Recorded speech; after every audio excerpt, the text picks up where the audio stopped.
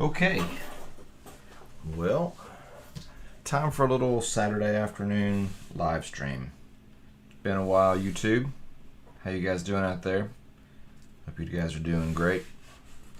Hope getting back from the pandemic life has been treating you well. Yeah, been back at full-time work for a while now, hence the massive slowdown in video production. But let's talk about what we got here on the stream today. So let me slide it over here. I started to plug it in, but then I just decided I wanted to stream the entire experience here. So plugged in to a monitor and the power. So we got the Dell XPS 8300. This is about 10 years old. It's got a Core i7 2600 non-K.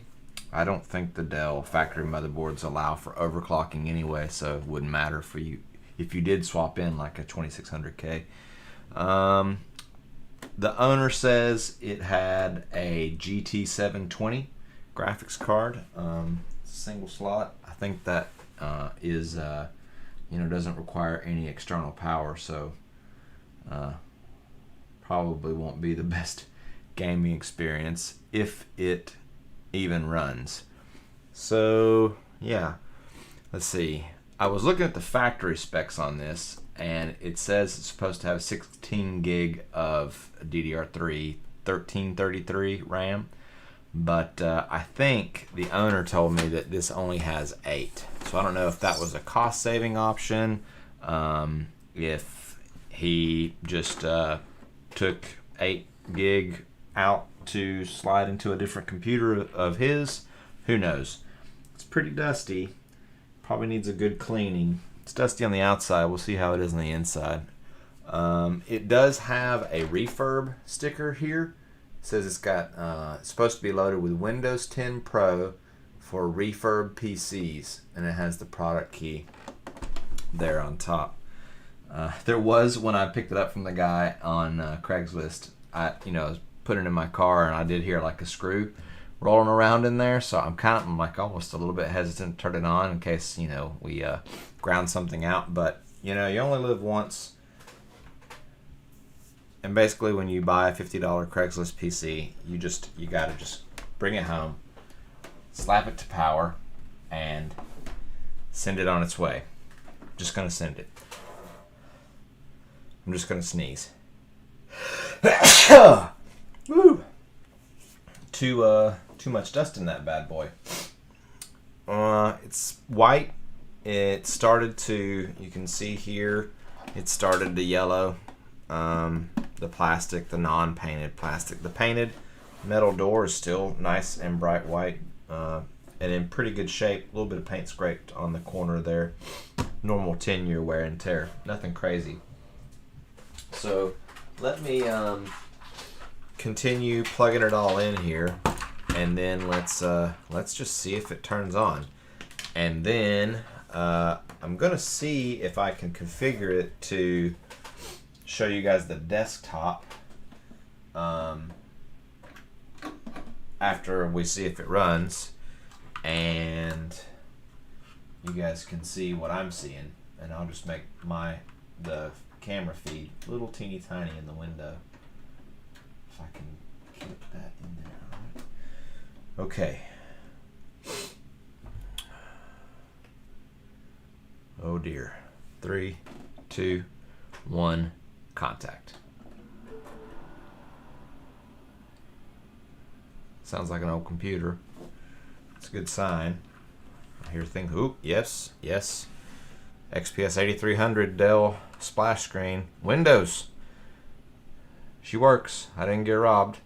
Let's see how it's going.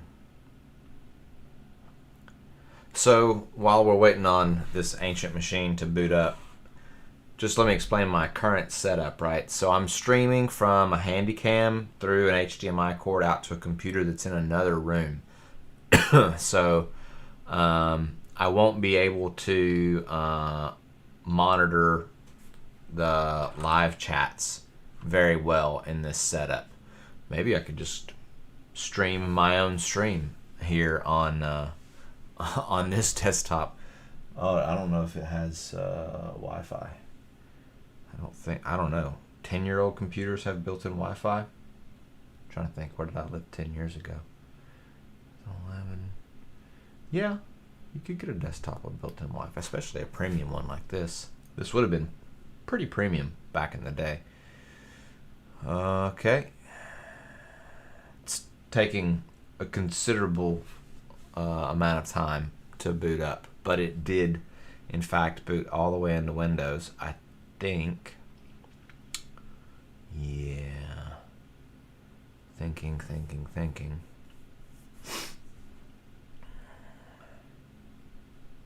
Wow, that is a pretty long boot time. Man. Is Windows 10 that heavy? Or is a 2600K quad core hyper-threaded? So 4 cores, 8 threads. Seems like it should be a little bit faster. Maybe it's probably the ancient hard drive in there. Yeah. I'm not sure if this is going to be MBT or GUID as far as like what it needs for a boot drive. We'll try the GUID and see if that works well, or did it just crash? I have no idea what's happening. It looked like it was going to make it into Windows.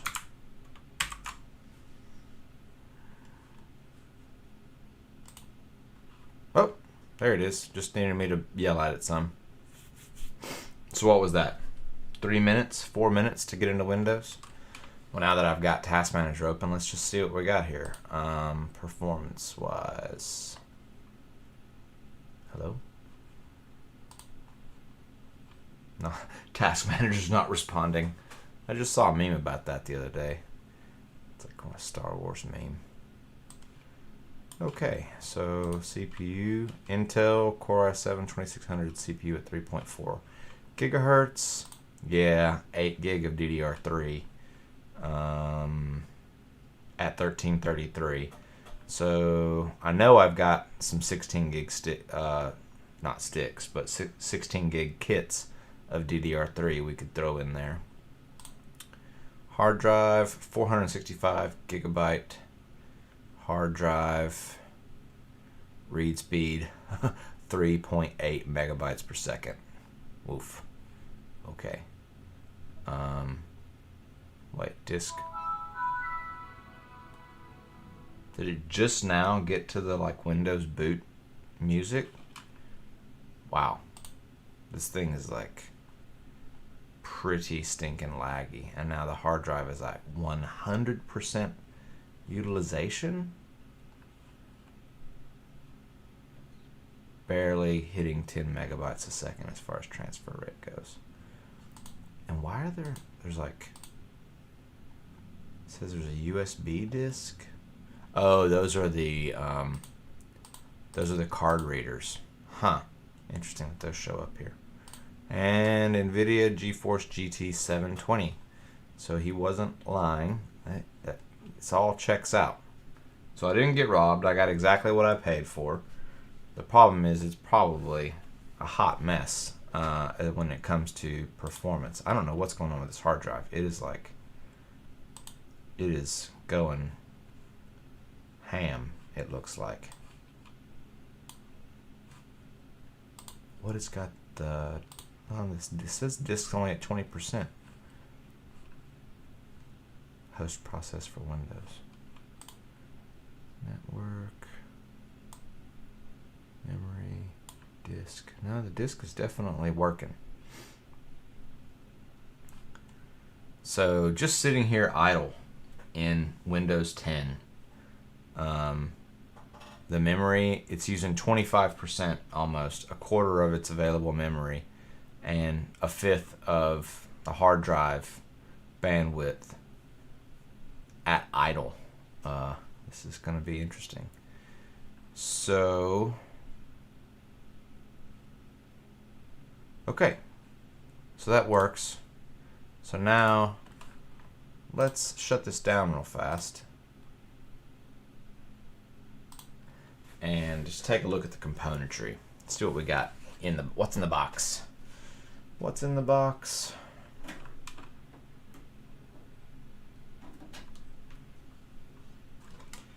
And then I'm going to see if I can swap in either of my two hard drives that have games loaded on them. And so yeah, there's no. It takes a really long time for the fans to turn off. Man, everything this thing does is slow. Okay, it actually has stopped.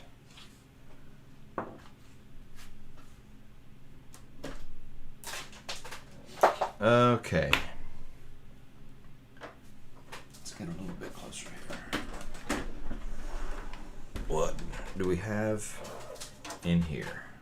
The specs say this originally should have came with a 460 gigabyte, no, I'm sorry, a 460 watt power supply, which means it should be able to, I mean, if it's got the connectors, it should be able to run a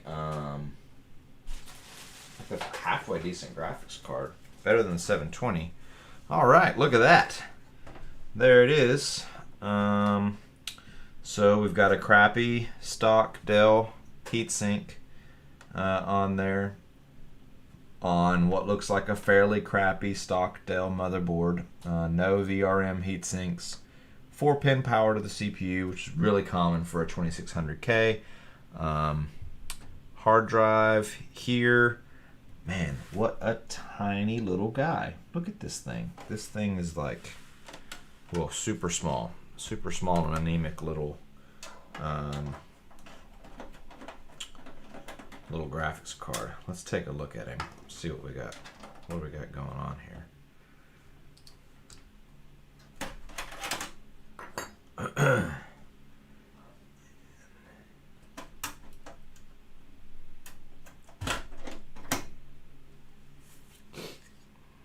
Yeah, look at that little thing. Aw, he's just a little guy.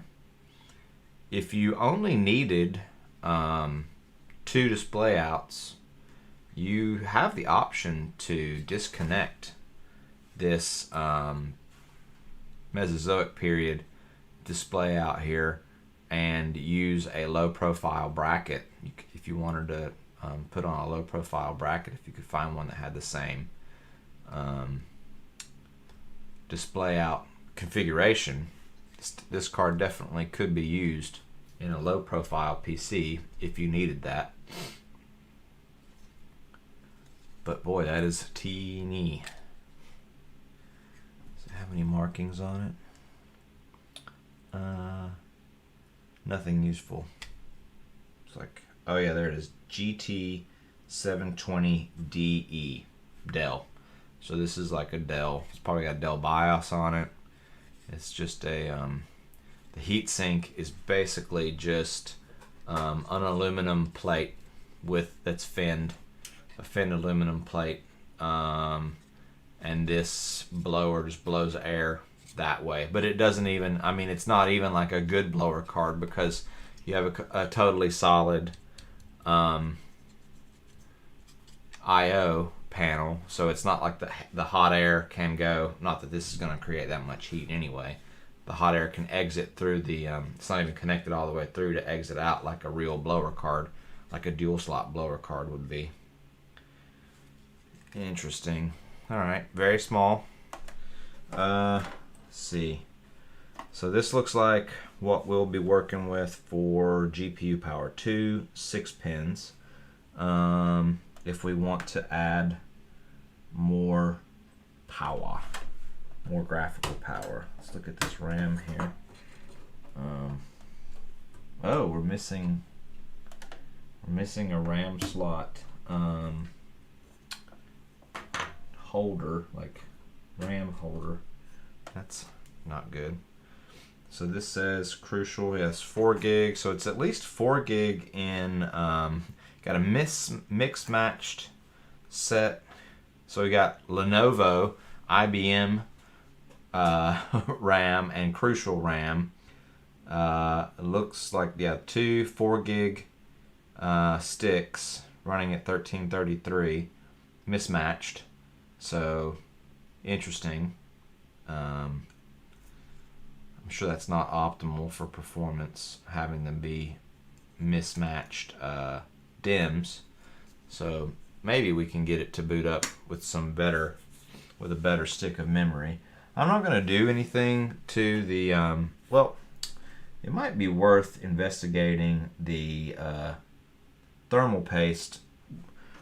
Let me get my other hard drive in there and let's see how it we'll run some stress tests on it, and if it's bad, then we'll look at repasting the CPU. Let me just go check the health of my stream, see if you guys have chatted me anything, and I'll be right back. I need like an I'll be back sticker or sign.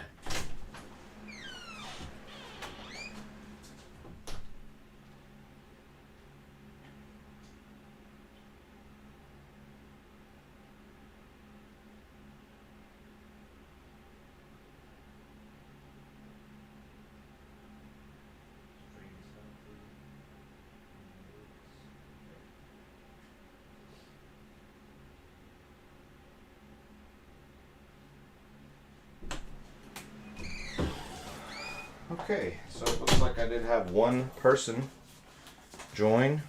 Hello to whoever you are, that one person.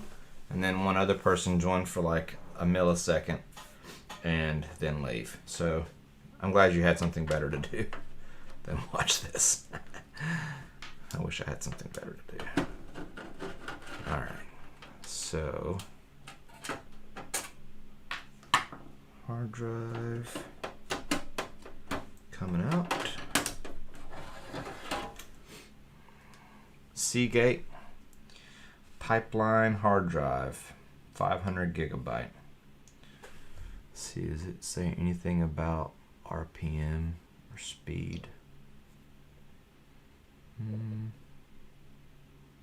Nothing.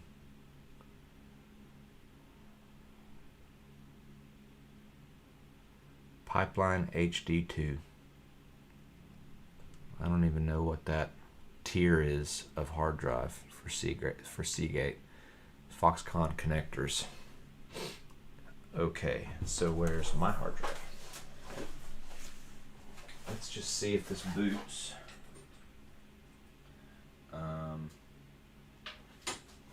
Straight up with my hard drive swapped in there. This case doesn't look like it's got the best airflow. What do we got for airflow? Oh man, like there's like there are no front fans. No front fans on this PC. So we got one tiny exhaust fan, and then the Dell what is this? DC output power, 460 watt. The Dell 460 watt power supply is set as an updraft, to pull, so it'll pull hot air out. It's only being fed hot air, which is less than optimal for high performance power supplies. All right, we only really need one screw. So we got one. That's not even a 120 mil. What is this? I see it through the grate. 92 mil. Yeah. 192 mil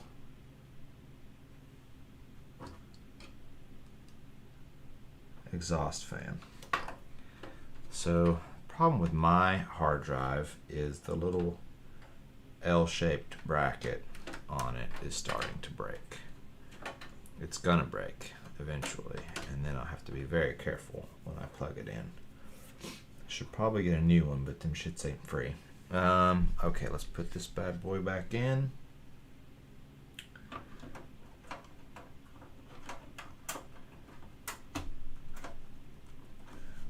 a little teeny tiny guy. It's just like, that is, I mean, it's funny that on what would have been a premium, I guess, even today, most premium, office PCs or whatever have extremely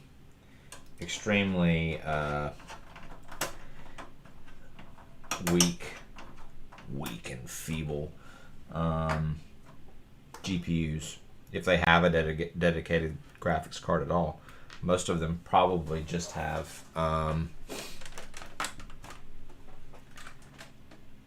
integrated graphics. It's probably what most of them run like full time. What do I do with the power cord? That's a problem. Oh, here we go. Power cord. Oh, it just went straight to ham. Okay. That's not a good sound.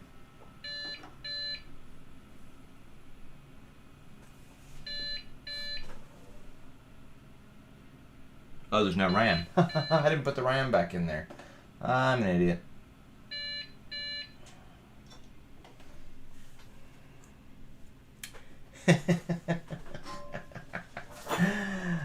Well, I wasn't done putting it together. In my defense, like I plugged the power cord in and it just started up. I hate that start on power setting.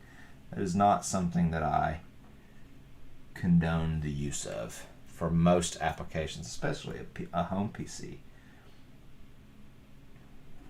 It makes sense in industry when you need hardware to boot upon receiving power, maybe because you don't have physical access to it very easily. I think these are the same slots I took it out. Probably going to go with a 4-stick dual channel set if we upgrade this. Okay, monitor's plugged in.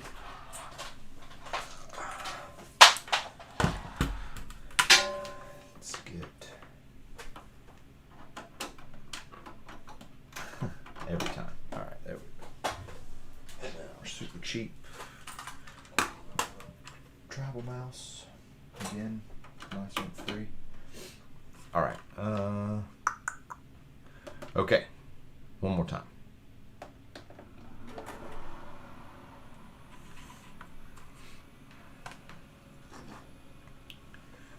Will this work? Okay, posted. Will Windows boot? Yes. Yes, it will. Nice. Now, assuming that my hard drive doesn't need like just an unforgivable amount of Windows updates, because it has been a while since I've used it, we'll run some benchmarks, and hopefully I can just like cancel all the Windows updates if possible. Seems like I did use it for something recently, and it did boot or did update some stuff. But that doesn't mean there's not more updates. There are always more Windows updates. Always. So, how is the audio volume? Can you guys hear me? Let me go check that. See if I can see that.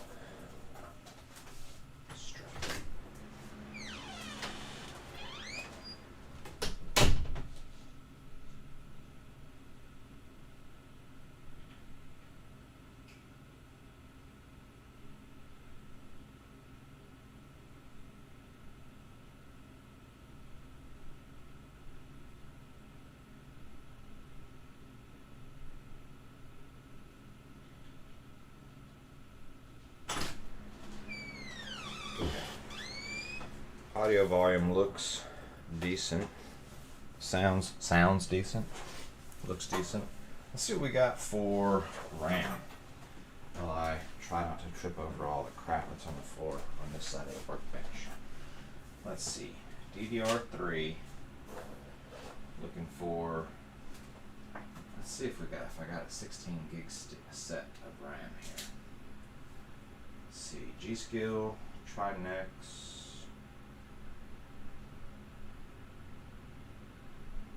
This says it's supposed to be 4x4. 4 gig by 4, but I only have 2 of them. Okay. That's not gonna work. Let's see. We got some crucial ballistics.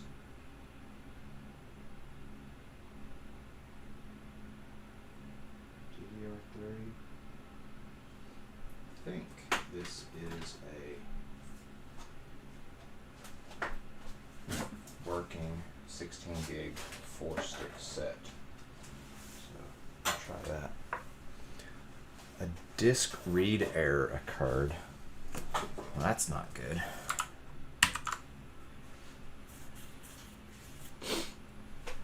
Alright. We post. We got Windows. This might need to be MBT. Is that right? Master boot partition? MBP. Table. Master boot partition table. I forget what it's called. Because this seems like the same issue I had before with the one of my like first gen Core i3s was that I couldn't use this drive. I had to use my other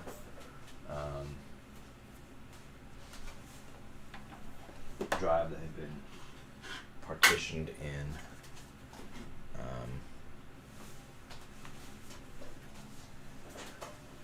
master boot record, whatever it's called. I can't remember. CompTIA A+ was a long time ago.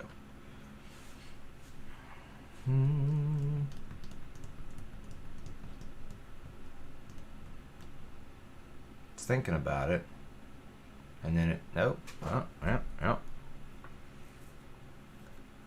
Still thinking about it.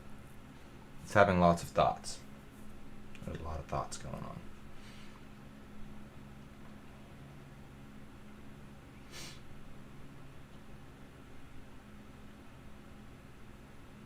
It is pretty quiet, even with the side panel off. It's not.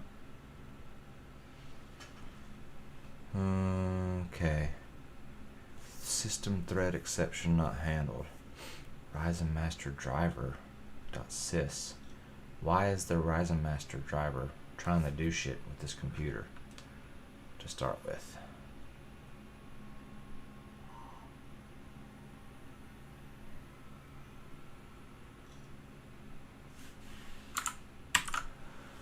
Oh, maybe I didn't clean the drivers off from the Windows install that's on here. That could be a problem.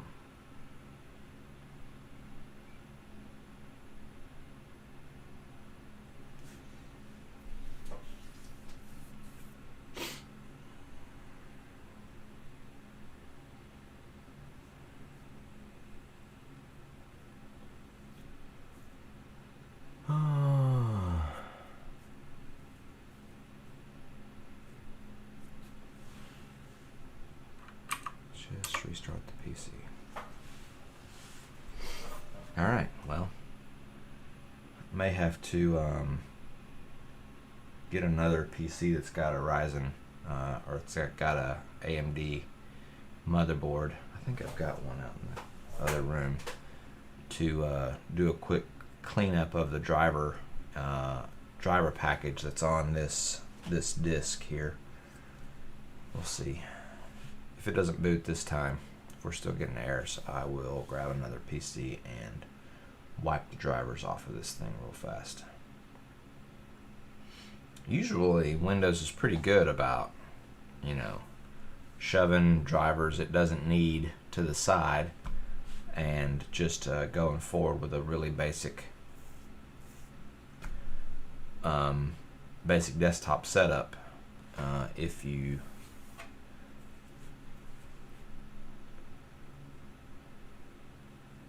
if you have drivers that you forgot to install. It's been my experience, but sometimes it doesn't really like it. Yeah, it's not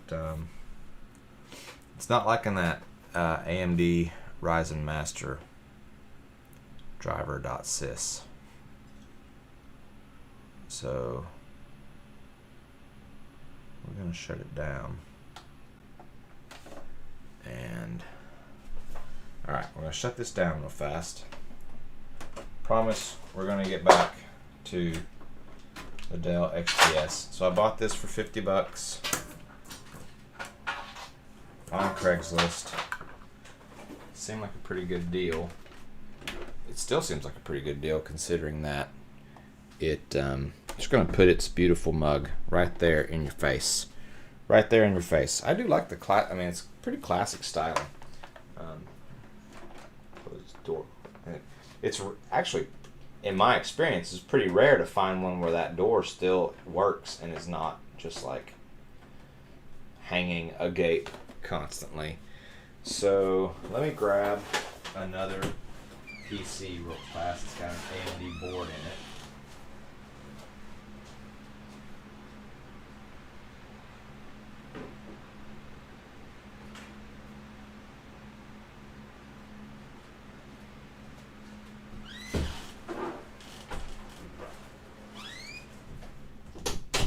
So this thing is like half built, but it should be fine for our needs because it's got an AMD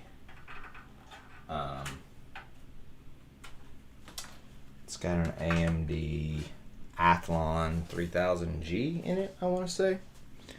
So hopefully I can swap my hard drive into this real fast.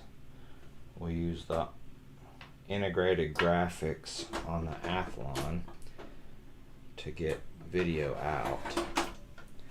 And I'll uninstall stupid ass Ryzen Master and any other GPU drivers that might be given our little guy. That little GT720 just can't cope. He just can't make it. It's too much. It's too much for that little fellow.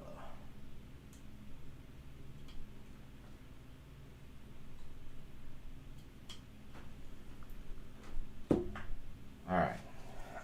Power. Unlimited power. No, it's very limited. You might recognize this chassis from my Zalman S2 build or case review. Been using this for quite a while. It needs a good cleaning.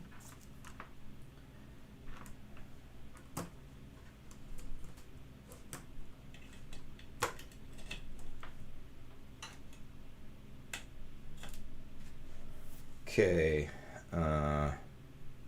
3, 2, 1 contact.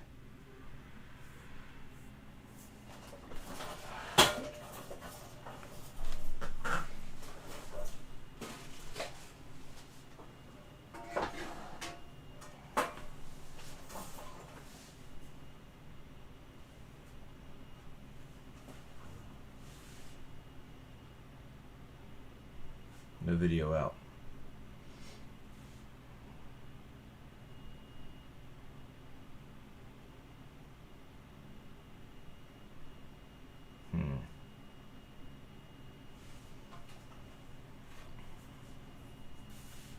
Fairly certain this had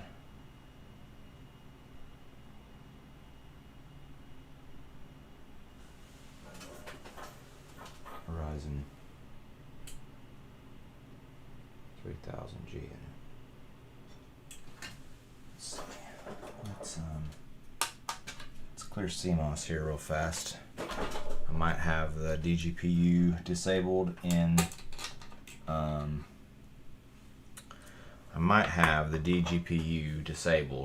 in BIOS, so we'll wait for that to clear up and then we'll sally forth. let's talk about upgrading this here Dell. So first thing it's really going to need, you know, in the long run is to get this plastic whitened up. There's a process some guys came up with called Resto Bright, I think.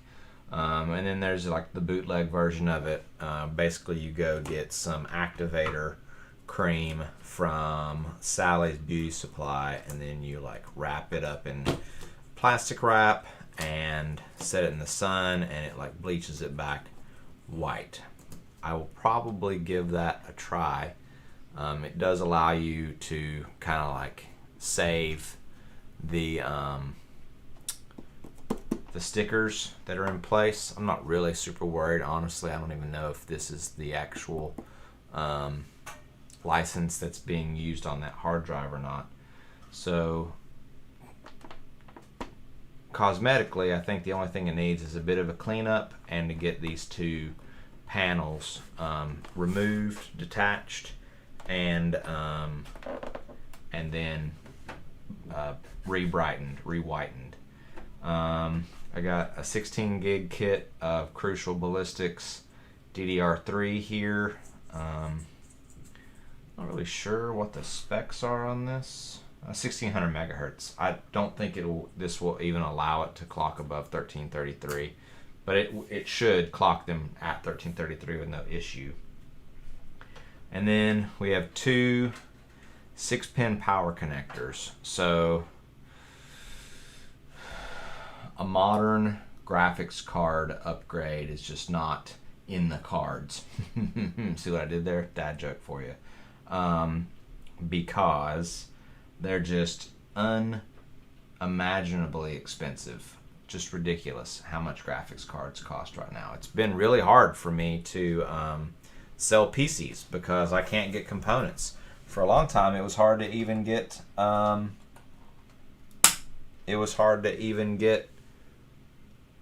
processors for decent money. You know what I mean? And I'm not talking about like, you know, new Ryzen 5000 series processors. I'm talking about like getting like a Ryzen 3600 or a Ryzen 5 1600 even was like ridiculously expensive. So did I grab the wrong PC? Does this not have a 3000G in it? And if it does, why are the integrated graphics not working?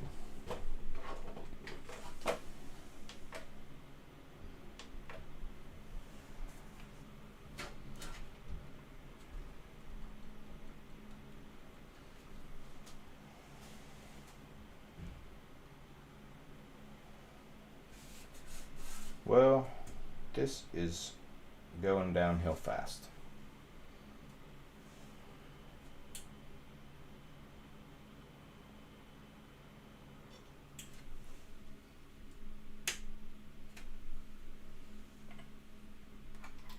Let me see what's under this heat spreader here.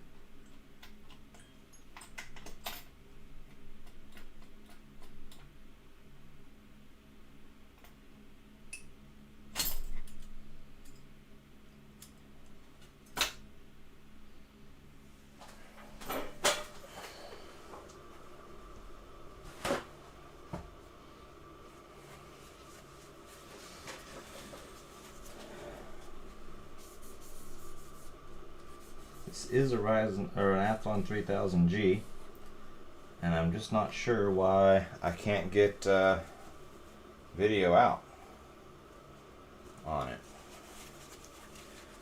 So if you're just now joining the stream, the reason there are two PCs on here is because I didn't prepare well for this stream, and I need to get some drivers that are causing my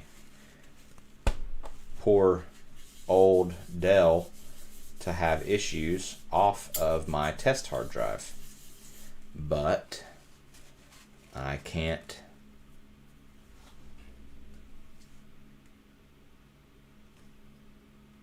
get a signal out on this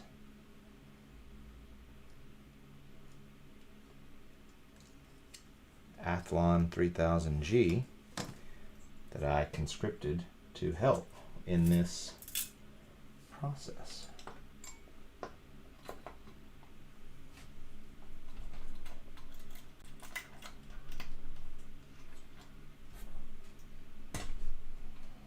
Okay. Alright, so that's a 3000G. This was running in this format, in this fashion, earlier in the week. Granted, okay, it did have a dedicated graphics card, but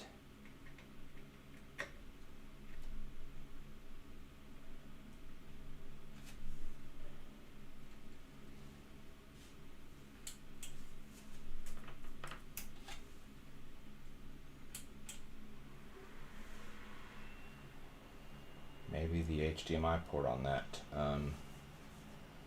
motherboard is bad. Nope. I could literally no video out. Okay, well, we'll just get a video card. If it wants a video card, we will give it a video card. Because I got those.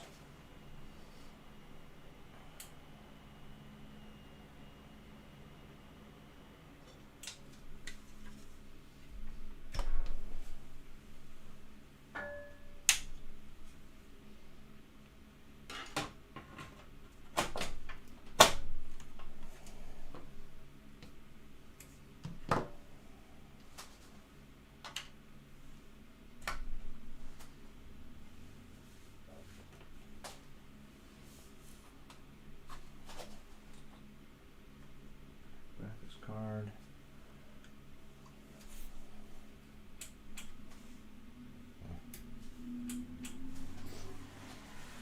All right, 2 PCs, 1 stupid YouTuber. Can I get a signal? Can I get anything? Oh. Yay. All right.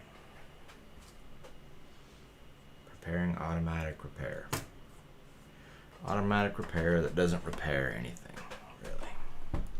That's fine.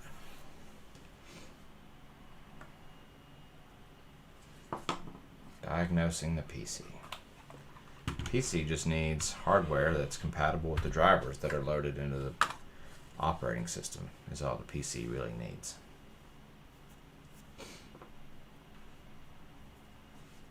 These Zalman fans really do move a lot of air. Like, you can definitely feel the amount of air coming into this chassis. Surprising.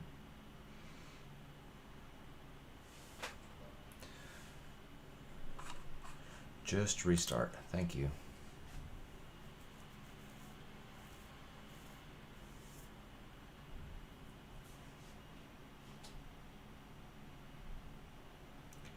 Unless this hard drive is corrupted, which it is definitely possible that the hard drive, that the Windows install on this hard drive has gone bad. This hard drive and I have like a definite like love-hate relationship with each other. Boy, it's definitely given me some grief over the years. I don't know why I'm still using it, other than the fact that I'm cheap, and if I can just spend money or spend time to get it to work as opposed to spending money to get it to work, that's usually the route I take.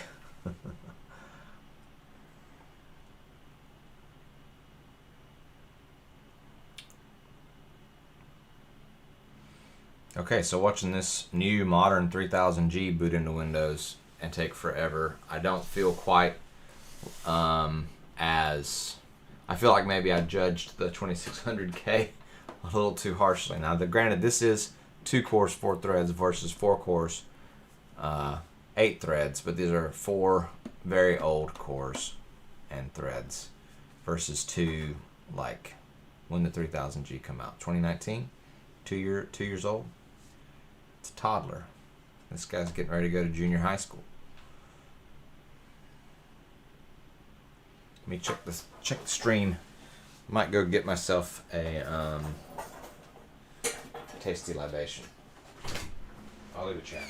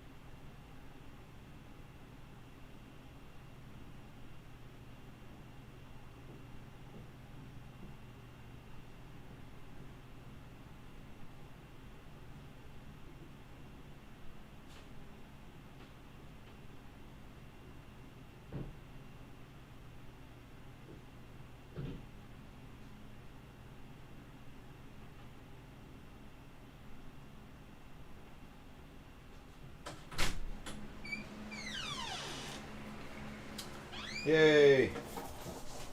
Tasty libations, and my hard drive's not dead. Okay, let's unscrew this.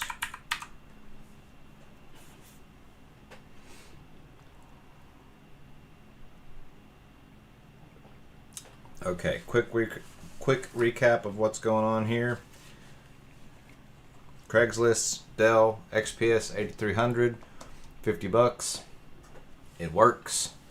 Now we're gonna, through my incompetence, malfeasance, lack of preparedness, whatever you want to call it, I need to get a second PC so that I can get a bunch of drivers off, like unloaded or deleted off of this this computer here, or this hard drive, so that I can swap my test hard drive into stop. Oh my god, System 32 is going nuts. Into our victim. So I need to, oh my god, so much crap.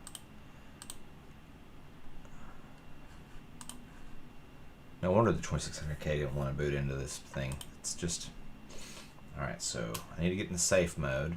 Actually, let me not do it that way. Let's do it the right way. Settings. And then we're going to go to apps.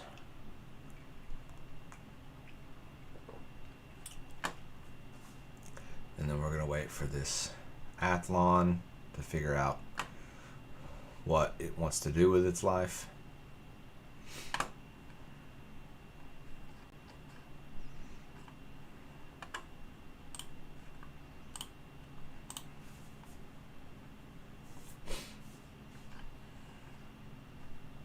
Does this have Ryzen Master still on it?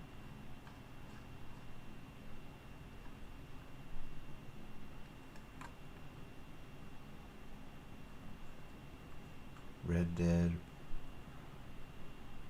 I don't see Ryzen Master on this anywhere.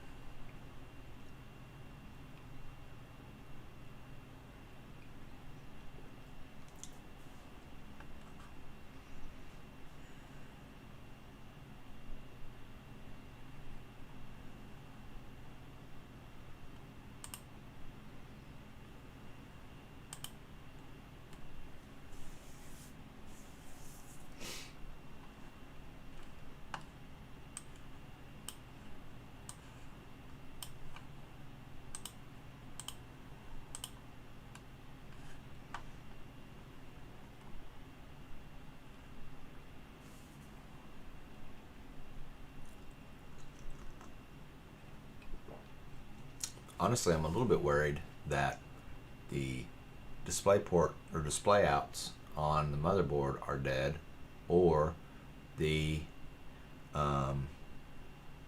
integrated graphics on the Athlon 3000G aren't working.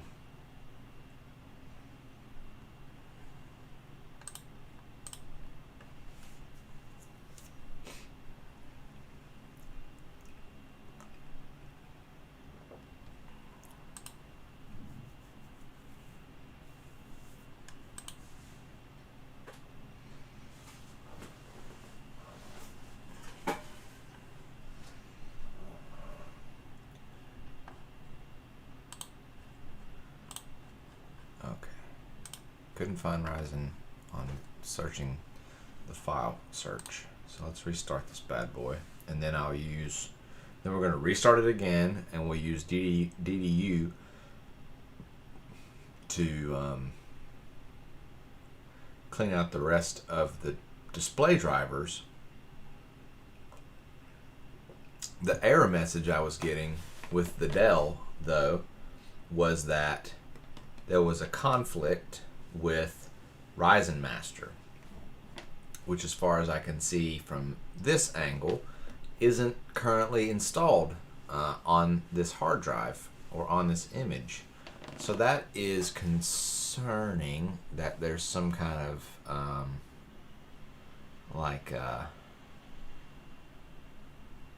what would you say, like ghost image, ghost install of Ryzen Master.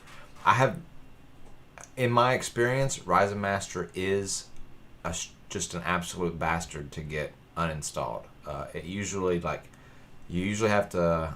have to Google the force uninstall program, whatever that is, to get it to leave, which is frustrating.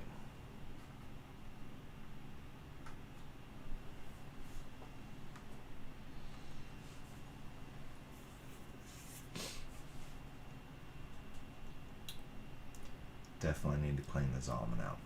It's in massive state of discombobulation. It's only got one stick of RAM in there. If you know the YouTube channel David Does Tech, or I think that's the name of it, David's Tech Channel or something along those lines. He constantly buying pre-built PCs with 1 stick of RAM. Poor man. It's a travesty.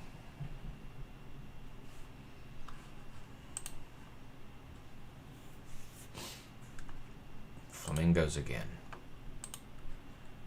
Come on, guy. You can do it.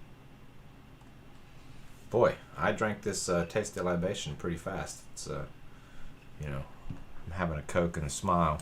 My good friend Evan's in there swimming around.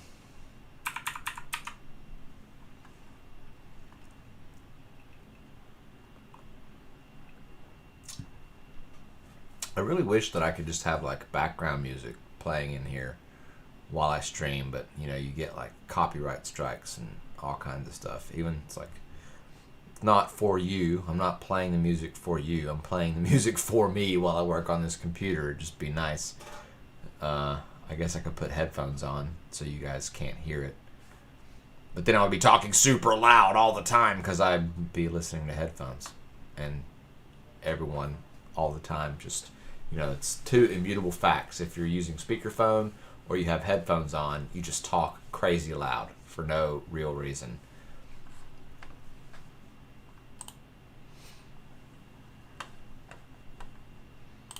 Okay, so I'm going to restart it again to get into safe mode. Except we're going to wait for all of this absolute asinine gaming software. God, I wish they could make it like a little bit less intrusive. I'm sure I could go into the settings and modify it so it doesn't blast up into my face every time I turn the PC on.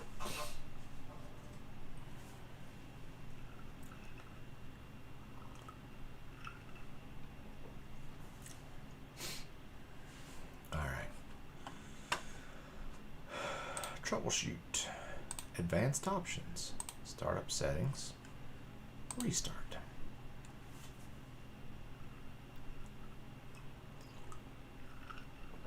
And if this doesn't work, then hopefully the Wi-Fi on this works. I'll put the old hard drive back in there, and we'll go from there. We'll see about doing something with something.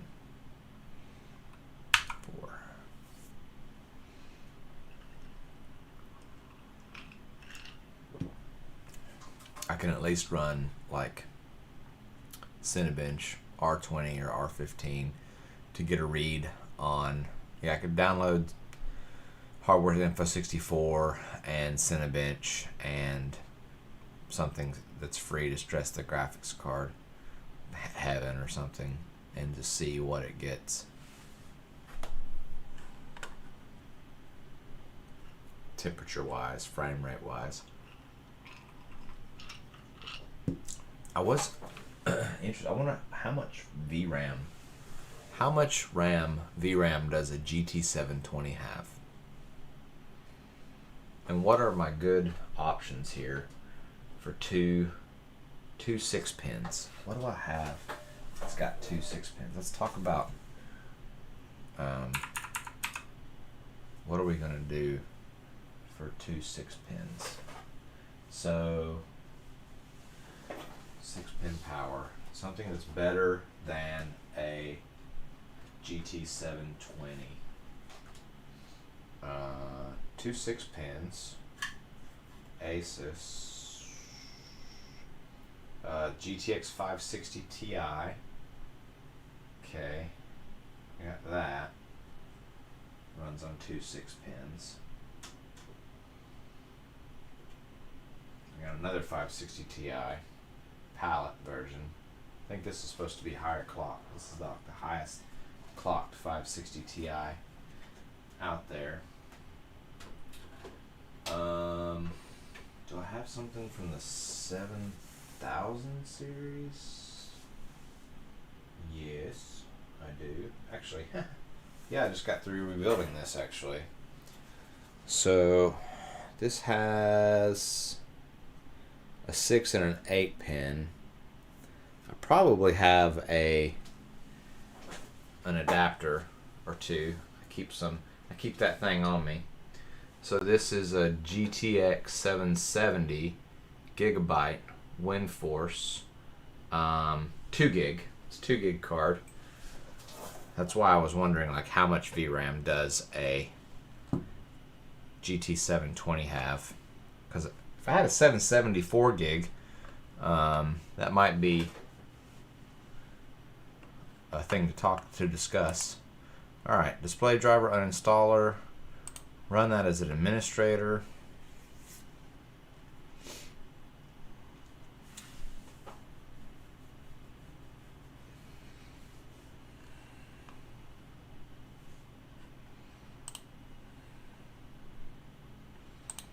I do all of the things every time. Clean and do not restart. So we're going to take all the Sound Blaster stuff off of there. Nope, don't want to exit Sound Blaster. Now Realtek, clean and do not restart.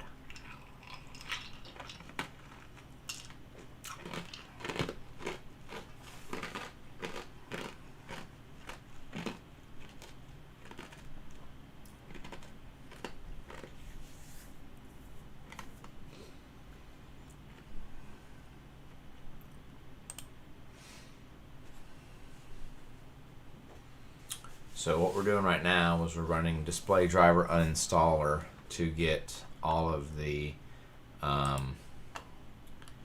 audio and GPU drivers that could be lurking in this install of Windows removed.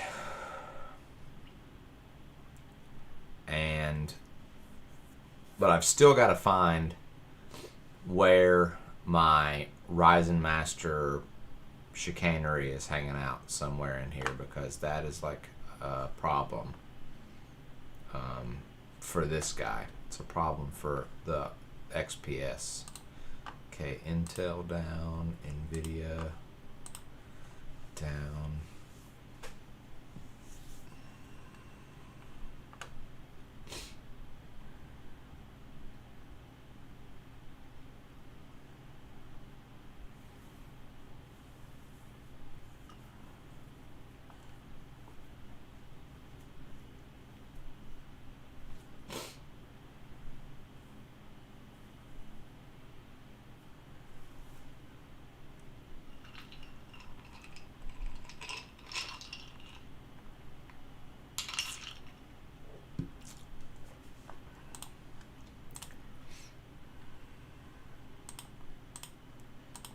Last one, clean and do not restart. Let's see if I can find this Ryzen Master deal.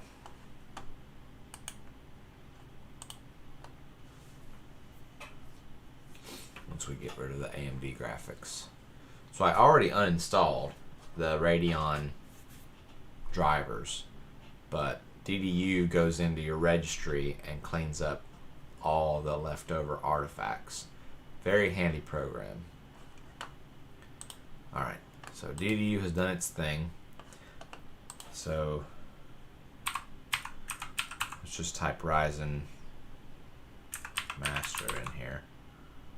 Nothing. Let's try this PC. Ryzen.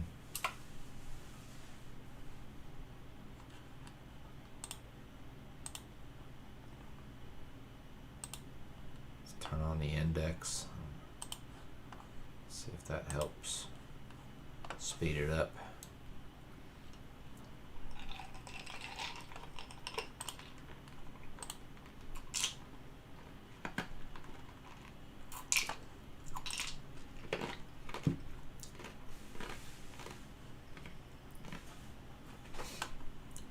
So app-wise, I'm not really seeing anything that should like hang up this poor PC.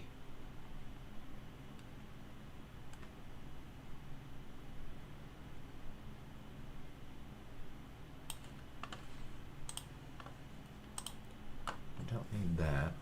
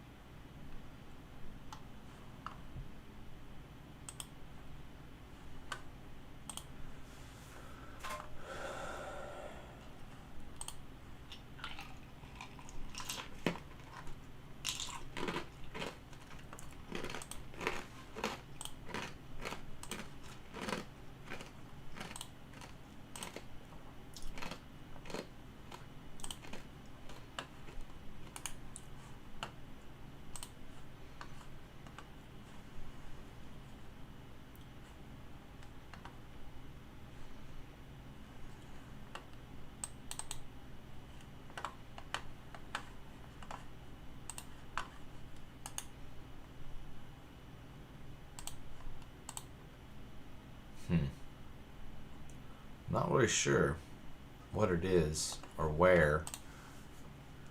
There's a Ryzen. There's some kind of like there's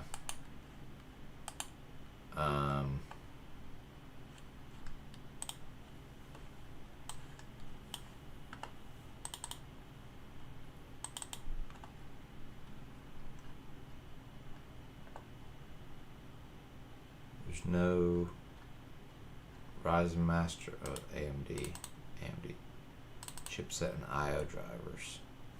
Why is this still here? There's no installed chipset drivers.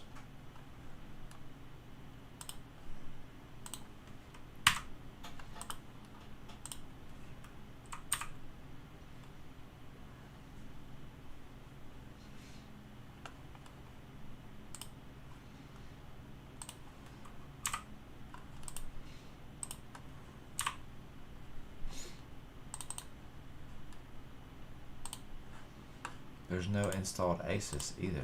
There's no ASUS anything.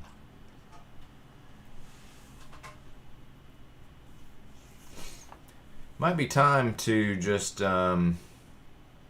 cut bait on this install of Windows. It's just I've been using it for a really long time, and it's bounced from system to system to system, and it's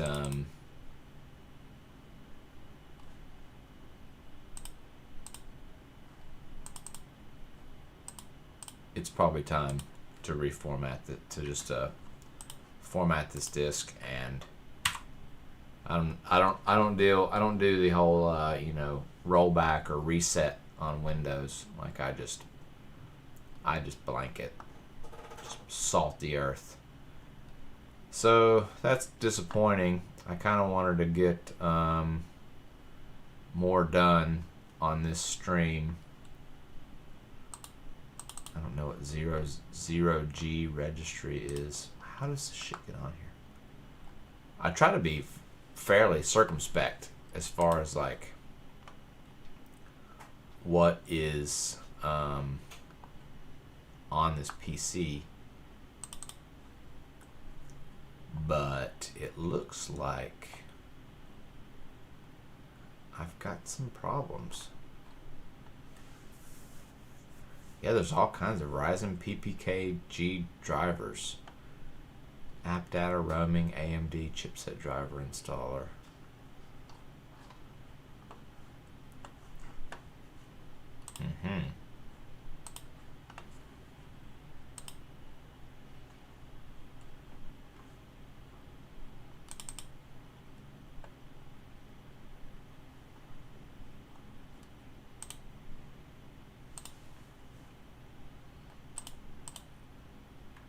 I'm just going to blank this stuff out. See if that works.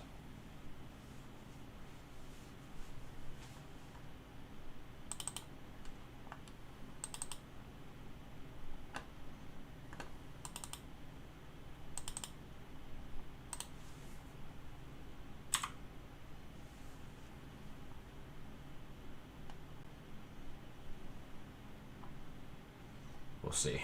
We'll see if that works. That was a little bit. That was a very crude methodology. I know there's like, you know, way more refined ways to get after what I just did, but we'll see. I'm gonna turn that off. All right, so I got it out of my user profile. Let's see if there's anything in public. No. And then I went to program files. Let's just get rid of anything that says AMD anywhere. We're just going to delete it.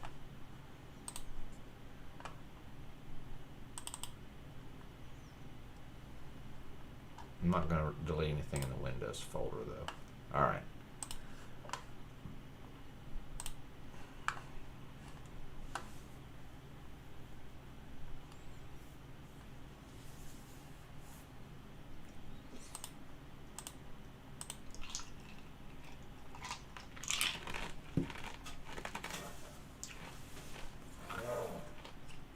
And maybe, just maybe, I salted the earth enough and got rid of enough AMD stuff to where the old crotchety, curmudgeonly Intel stuff in this PC, Intel and NVIDIA stuff in this PC,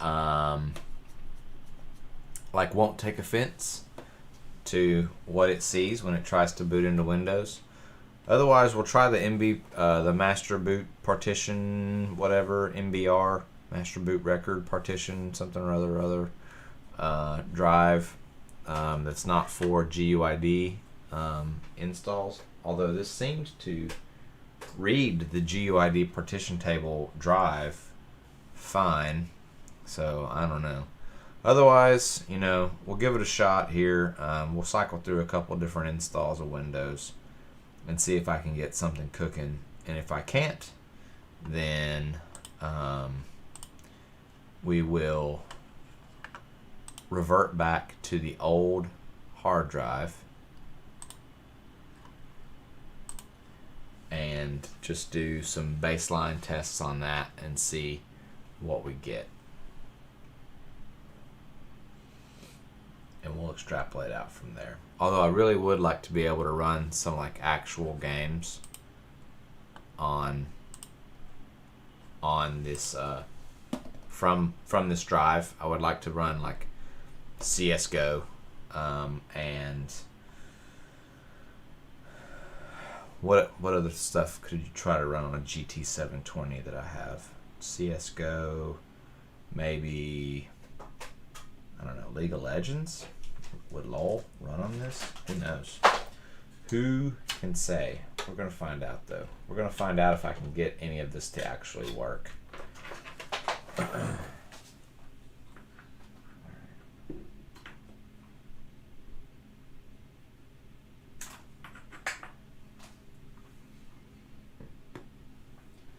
Okay. Athlon 3000, Zalman S2. We barely knew you. That's my foot. Then I just roll the chair over. Super fun.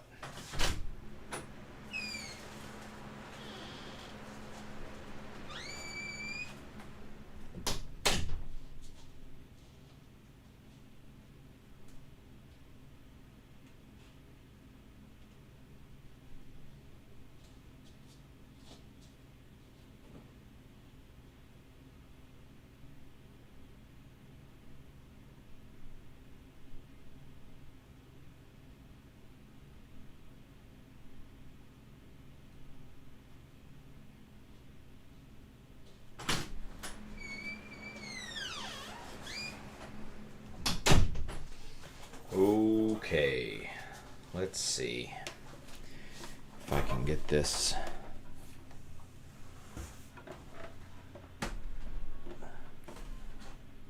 to go here.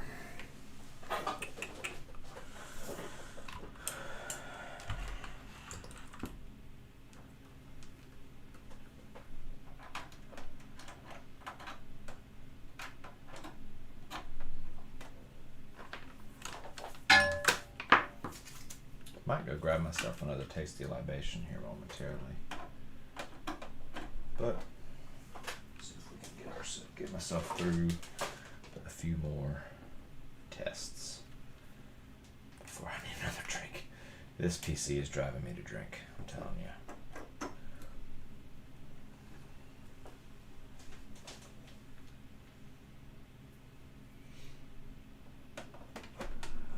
And again, just boot. Oh yeah, except there's no hard drive in there. Well, let's explore around on the, nope, doesn't want to do that. I was going to explore around on the BIOS, the stock BIOS, but that's another thing is like, I have no idea what BIOS this thing's running on, and if it will even like entertain the idea of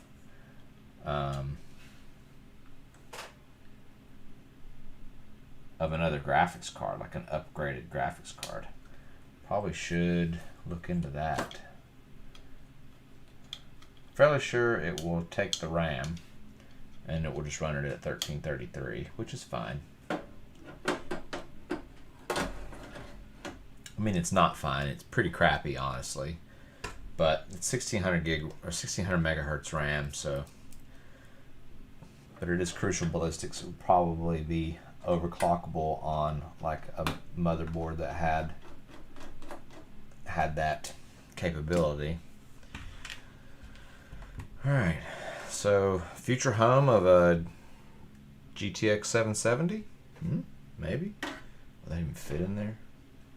Oh, yeah, I think it will. It'll fit behind that. Yeah, I think so. I think we could squeeze it in there. Triple fan card and a Dell XPS 8300. That sounds hilarious. All right. Hopefully this works. Getting kind of frustrated by my own incompetence mostly. It's mostly my own incompetence. I could have just done a clean install of Windows by now. And we could have just done a clean install of Windows on an SSD and installed a couple of games from all the time I've spent trying to just get my damn game drive to work on this PC. But I'm stubborn. First and foremost, I'm just stubborn.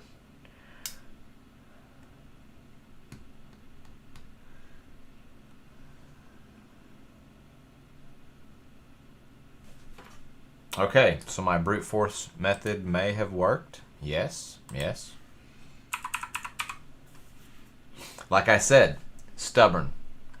But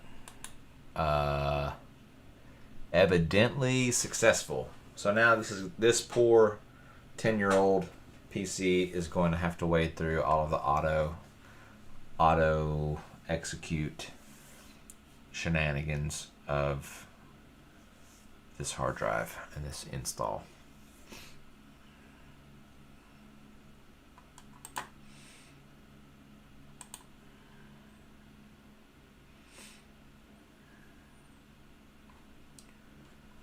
Yeah, cancel that.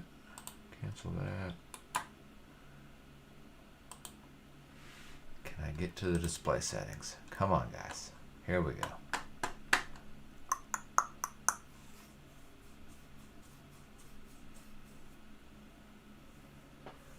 Ooh.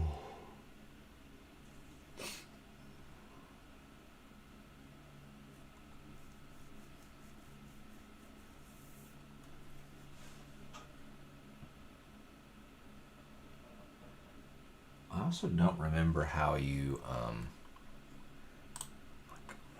where the model number for Dell motherboards is. They put numbers like all over the place on these motherboards. Lot numbers, like, you know, who the AIB partner that built it gets their own provider code, and they use several different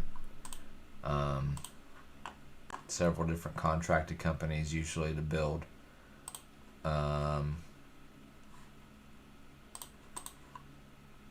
to build the motherboards. Okay.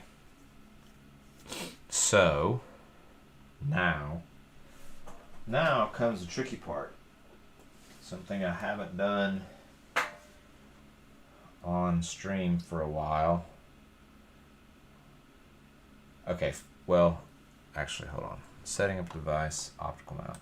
So, oh, this automatically found my Wi-Fi. Nice. Okay, it's got it. Okay, so let me start sharing my screen with you guys here.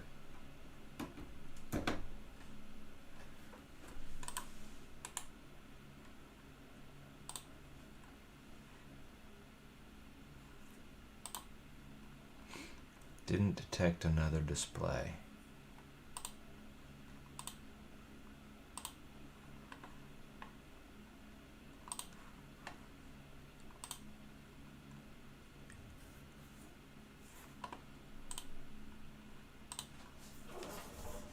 Let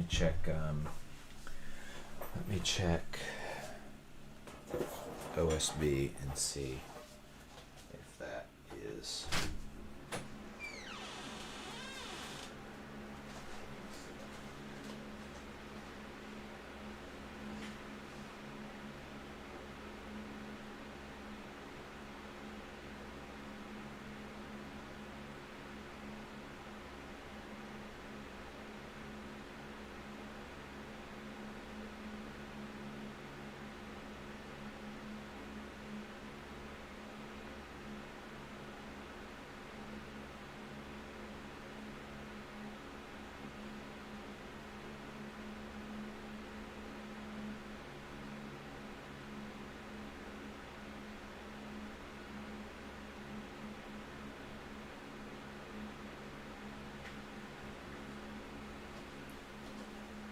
Okay, come see if I can.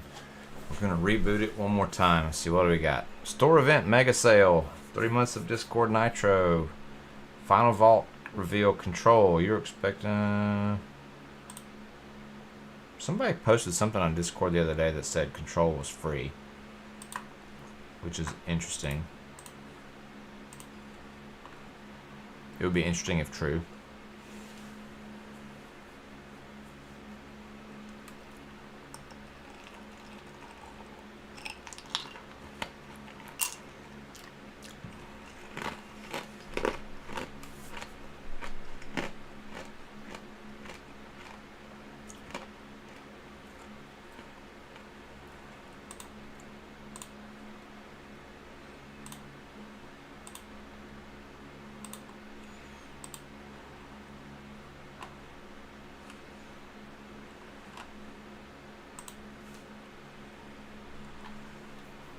Boy, this is like very,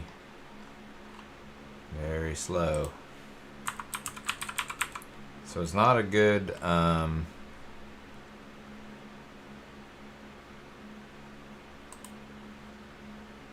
sign when like the Epic Game Store is enough to like bog the PC down.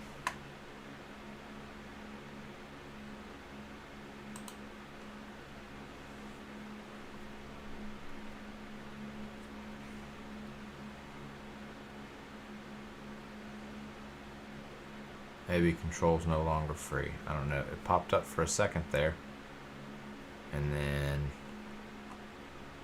it was gone.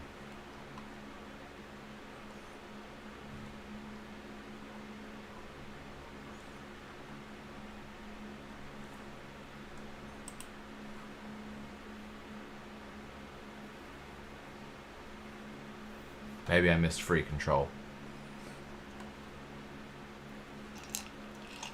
Well, it says free game.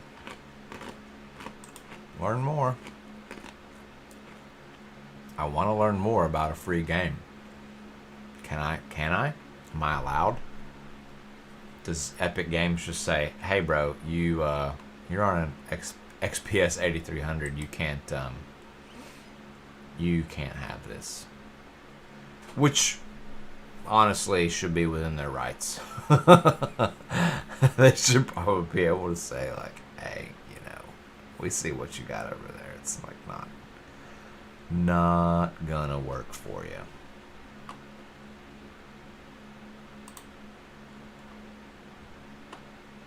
I don't want to click. Nope, I don't want to share my email. So the Epic Game Store is evidently too much to handle for an i7 2600 and a GT 720. This doesn't look promising.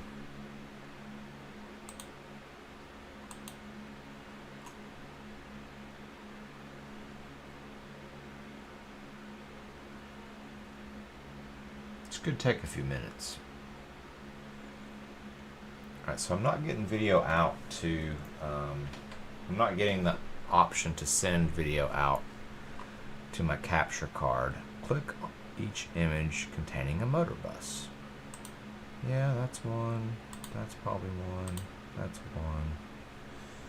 That's a train. That's a train. Those are motorcycles. That's a truck. That's a car. I don't see a motor bus on there, so that's a bus. That's a bus. That's a bus. That's a bus. I can't tell what that is, so.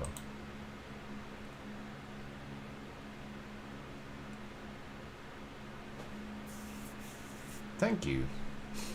Yay, I got free control.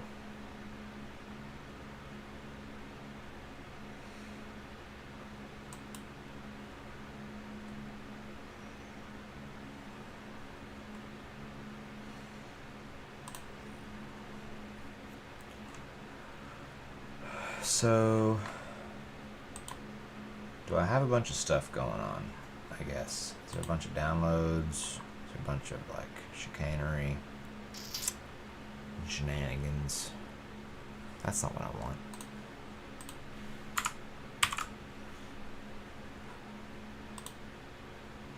Let's just look at Task Manager for some activity.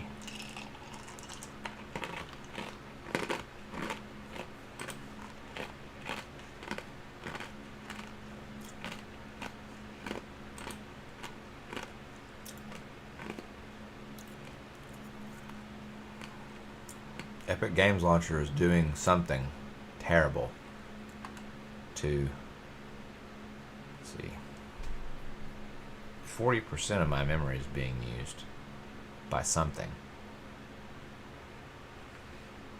Most of it is Epic Games Launcher.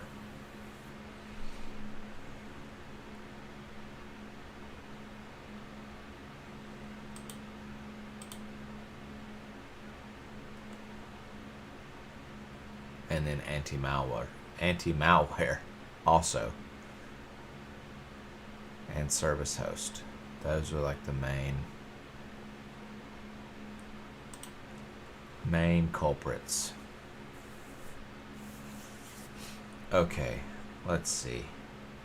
Let's find drivers for a GT 720. Oof. Gonna be weird.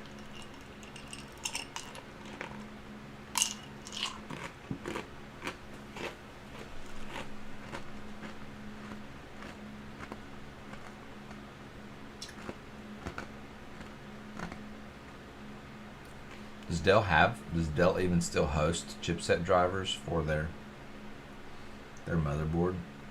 I wonder. Alright, so 6 years later, Google Chrome's going to open. If we're already memory constrained, like Google Chrome's, you're making it worse. Oh, dear. This is not good. So, this is like the experience currently on this XPS 8300. Man, it is redonkulously slow. My daughter is on I want to say she's on, like, what's the refresh version of this? Is it like 2700K? Is that a thing? I think that's a thing. Her PC is, like, fine. She does have an SSD. This is a hybrid. This is like it's basically a hard drive with a SSD buffer, a micro little teeny, like, forget what it is, 32 gigabyte or not even 16 gigabyte SSD buffer.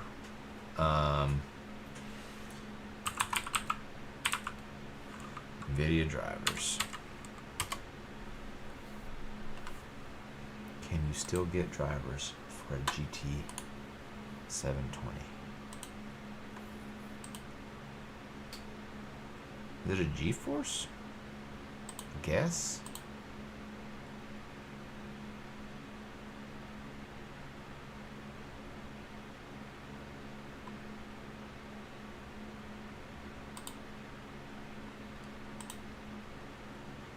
Yep. GT 720. Game ready driver? Game ready driver. You know it. You know it's game ready. And it was last updated wow. It was updated 2 days ago. I wonder what I wish there was release notes on what 466.77 WHQL release highlights. Game ready driver prior to launching. Produces support for the latest titles, latest patch for No Man's Sky. Yeah, No Man's Sky and a GT 720.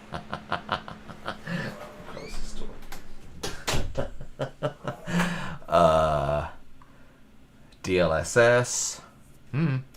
DLSS on a GT 720. I don't. DLSS is for, like, if you're playing 4K, right? Not like 720p on a 1080p monitor. Yeah, interesting. Alright, let's download this bad boy.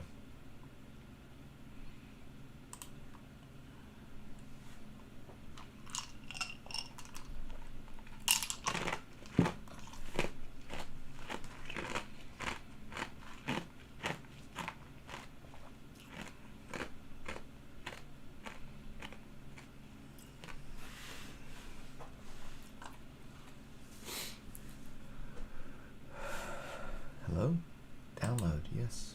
All of the downloads, please.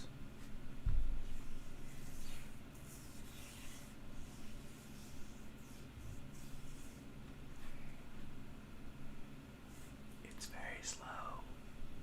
It's very, very slow. Okay.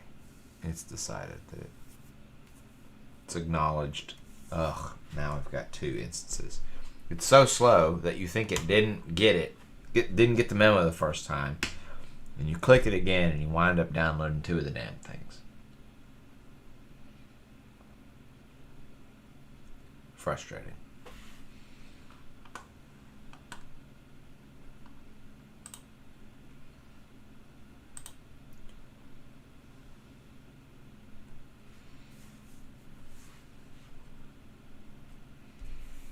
Alright, so we're going to download the drivers here.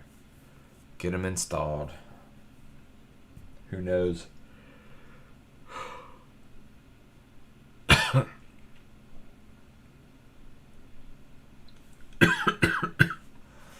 Who knows if it will take a restart. Once more, with feeling. One more restart. I wanted to look and see. Does Dell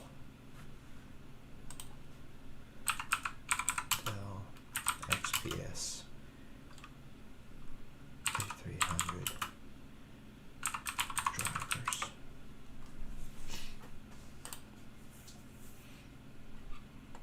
Drivers and downloads. Here we go. Whoa. The internet on this thing is not fast. Find a driver. Operating system is Windows 7. That's it. That's all you get, buddy. Windows 7, 64-bit. Let's see.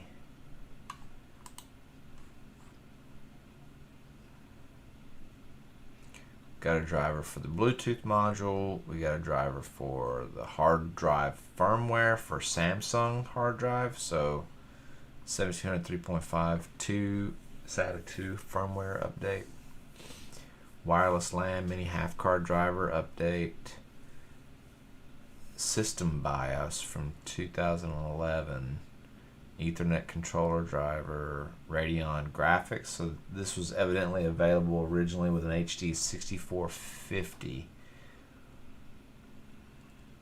or a 5450, possibly. Let's see.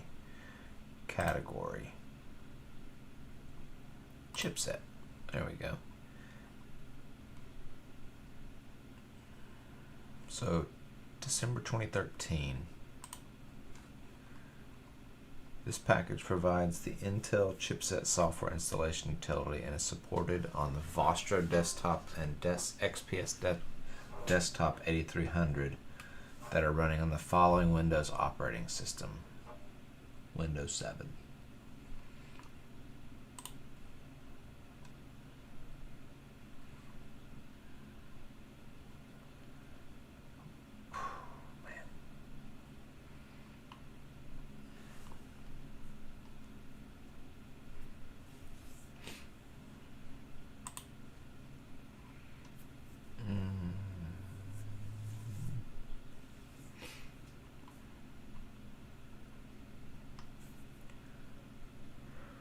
So this is from 2013. So this chipset driver is 8 years old.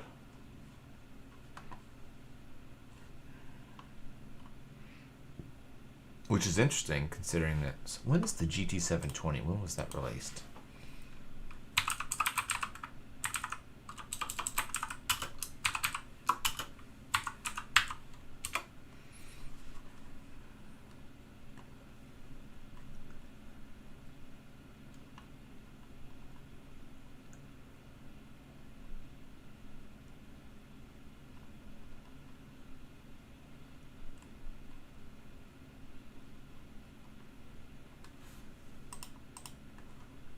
Because this is a Dell graphics card.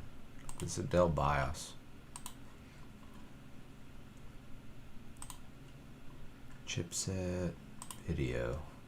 So the video card drivers that they list on this on Dell's website for this PC include everything from a 6670, 5770 from AMD, through 5870 through NVIDIA GTS 450, GT 530. Interestingly, they do not list a GT 720 on this page. What was the most recent BIOS? November 2011.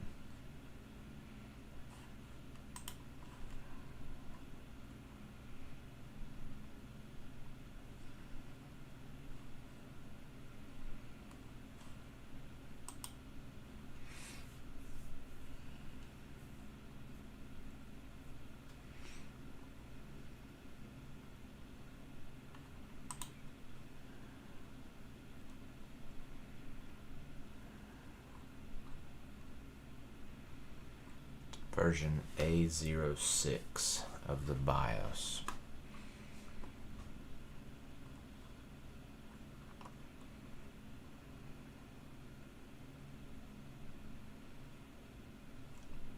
It says that it's an executable that just like does the thing. When we reboot for the graphics card driver, I'm gonna go in and see. I'm gonna download this BIOS right now just to see, and the chipset software. I mean, if they don't work, they won't do any. They usually don't do anything untoward.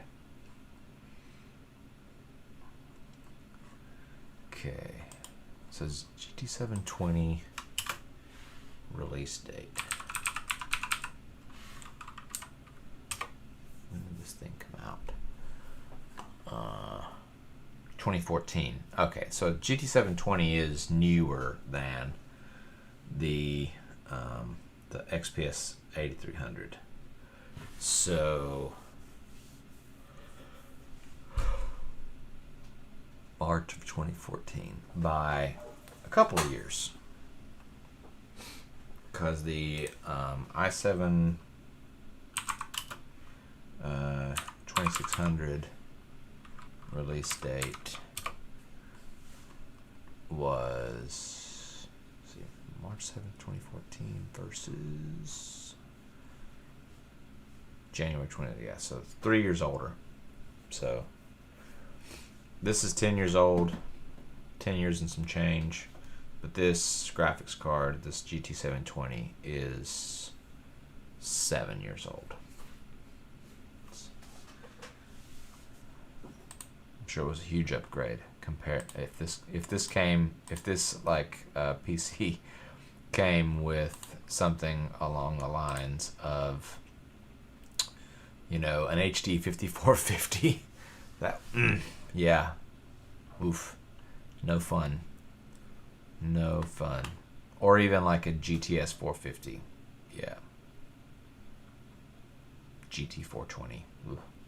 GT 405 probably would have been your absolute bottom of the barrel. Well, Intel HD graphics, yeah, I guess they probably sold these with just the HD graphics as an option too.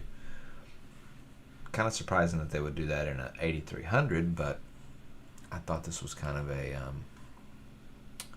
not a Halo product, but definitely a upper tier, because there's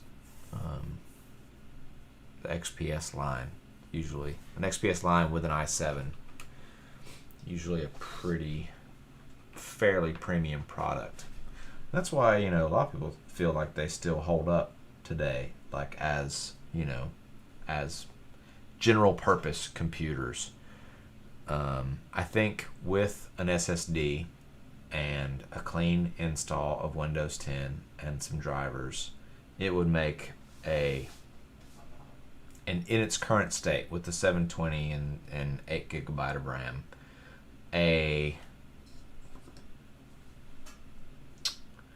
sort I would use.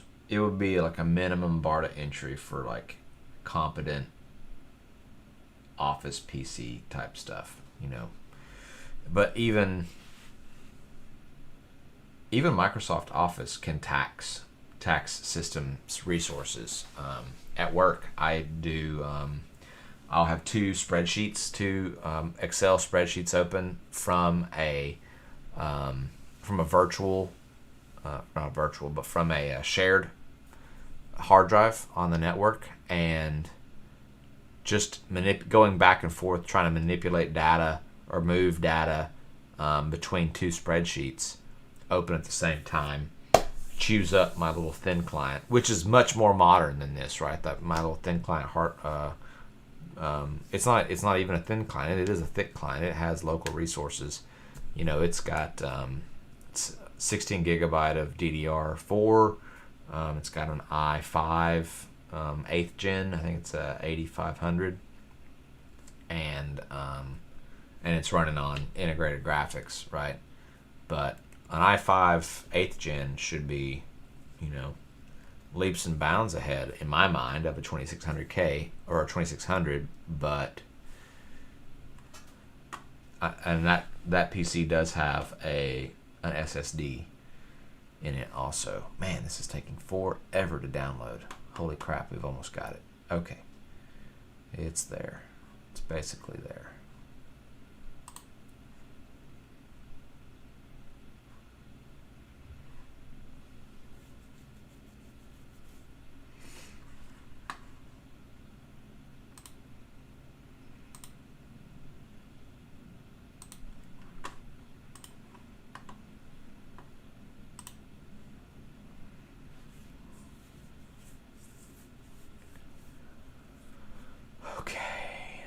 So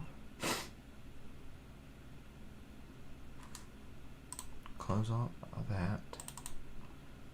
And we're going to install the 2-day-old NVIDIA driver for a GT 720. Crazy town. I wonder if it's the same driver package. 4677 is the same for that 770. I wonder if they're all in the same, if they're close enough in the same family. Because this is 700 series Kepler architecture. I don't know what, I didn't look and see what architecture the 720 is.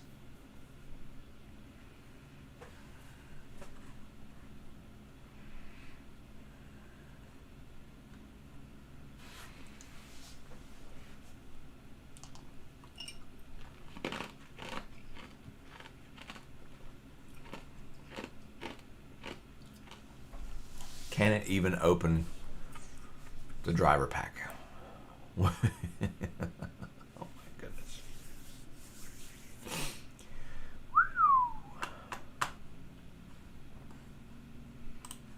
What is going on? Why is it so...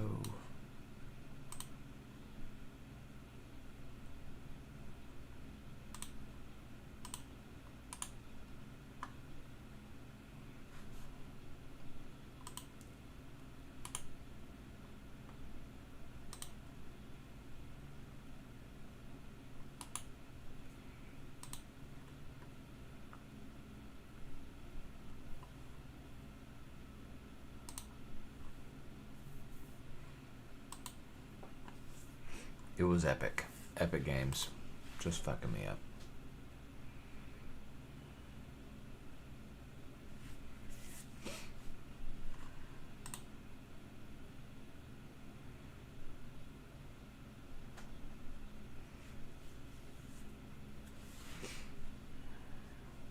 Okay, so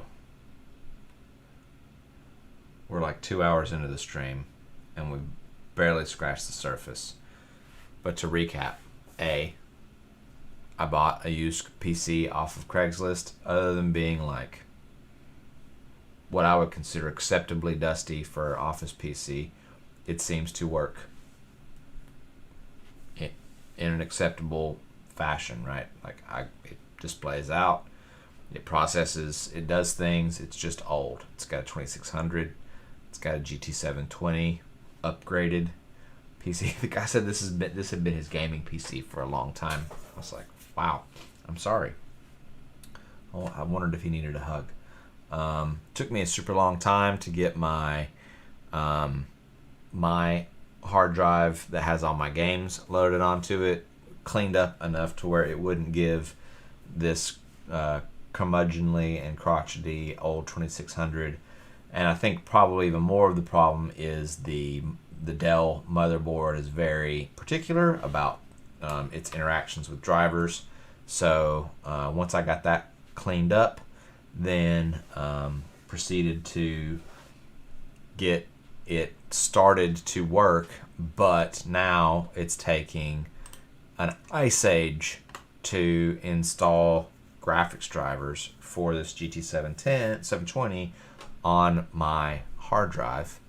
When we started the stream, I didn't even know if it worked. So that's why I'm like a little bit unprepared, because I didn't have pre-downloaded drivers. I wasn't ready to totally go. This is from the ground up. I brought this home from a Craigslist meetup, and now we're just trying to see if it works. NVIDIA installer cannot continue. Other installations are running. Finish the other installations and try again. Son of a gun. What other installations are running? Oh, I bet it's freaking, let's see. Oh, old updates and security. Oops. Updates and security every time. I bet they got crap going on back here in the background. Updates failed today at 12:57. Pause updates for 7 days. Advanced options. Don't do any more of that shit while we're doing this. Push it out to July. Okay. All right, I'm gonna reboot it. And then I'm gonna see if I can get into the BIOS.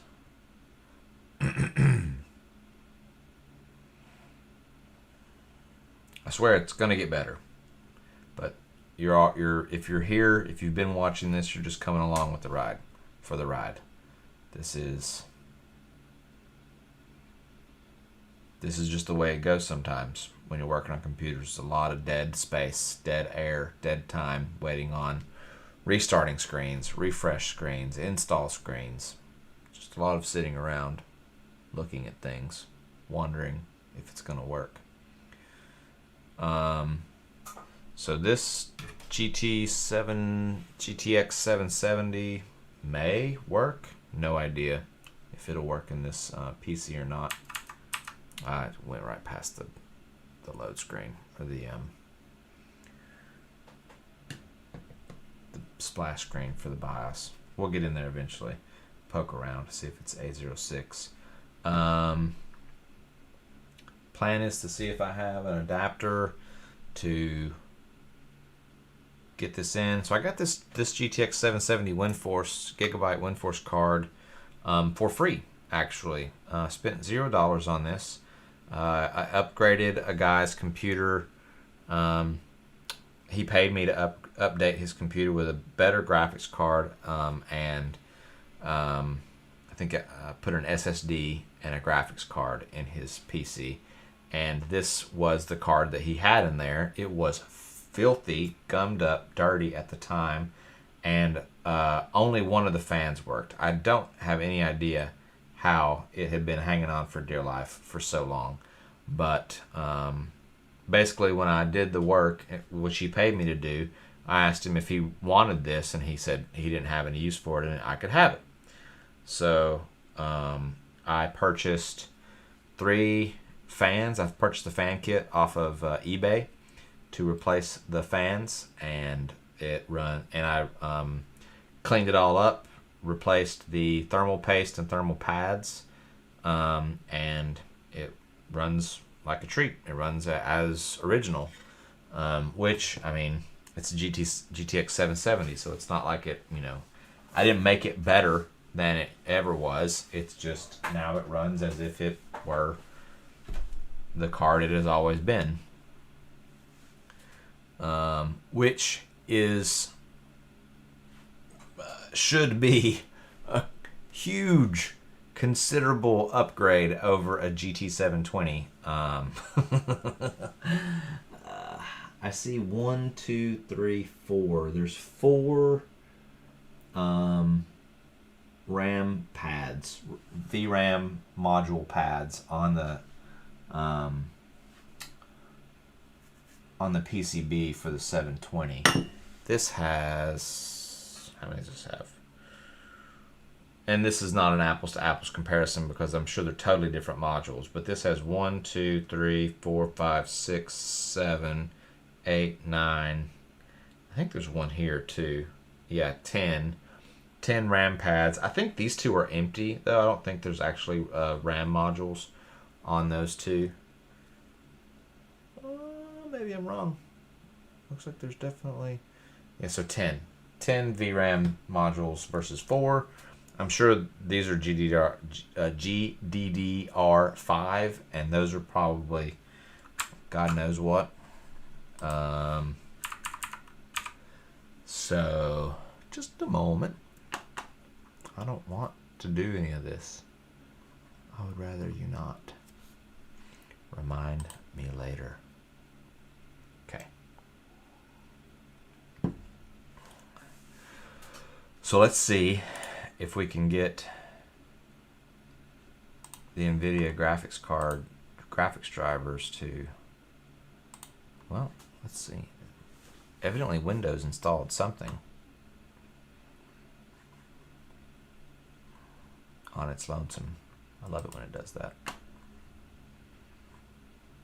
should have turned off well, there's no way to get the graphics driver.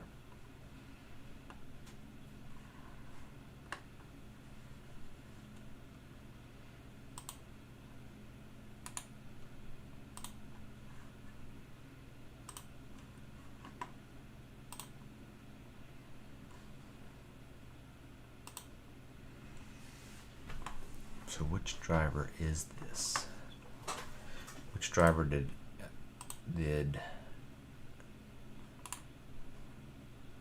Windows install?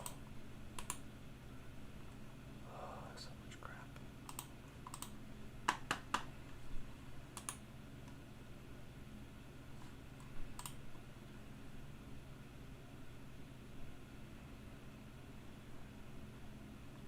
And I think it froze. Man. Nope, something is going crazy. Good times.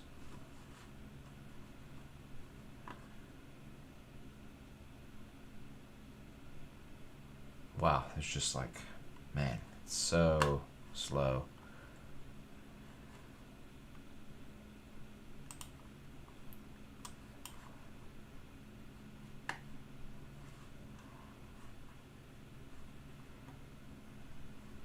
So it downloaded and installed 456.71. So we're gonna uninstall that. Ridiculous. Apps.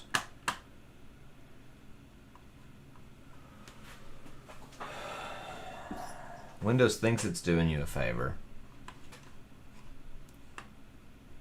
It's really not. It's like, hey, I did this thing for you. And you're like, why did you do that thing? And now there's no NVIDIA. There we go. Control panel.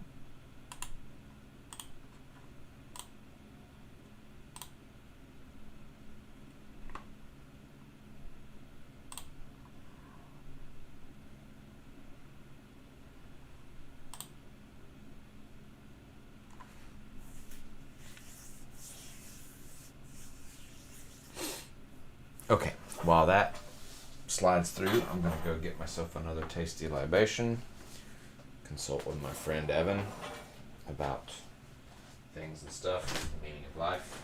I'll be back.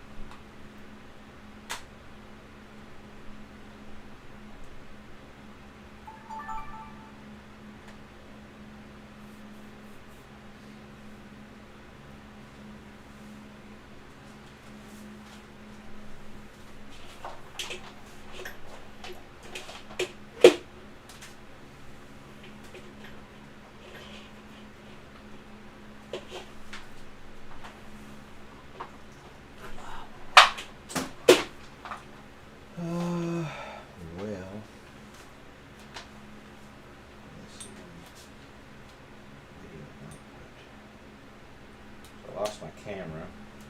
I don't know if I can get it back. Evidently 2 hours of streaming is just too much. Let's see if I can go get it. Oh, I do have an extension cord.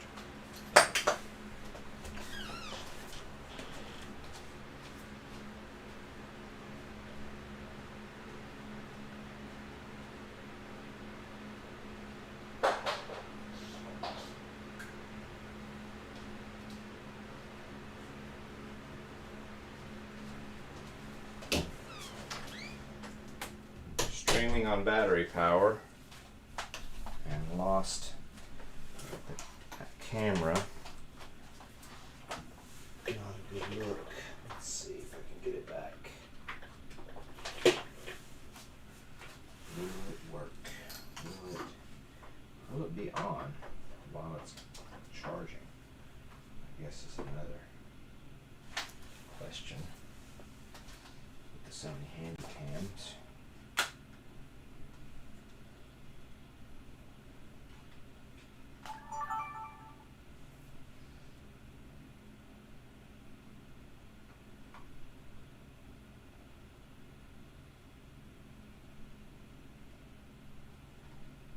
Okay. Looks like I'm back. Sorry, I don't know when I lost the video. Sorry about that. All right, I'm gonna restart this PC. Come back to it. Probably gonna be on here most of the day. You guys are more than welcome to come in and out of the stream.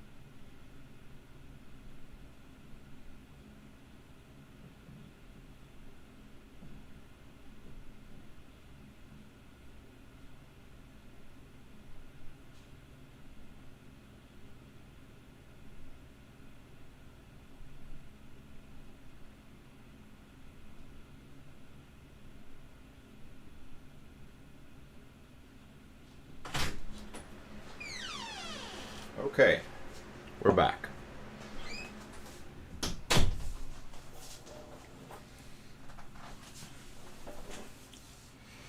All right, tasty libation in hand.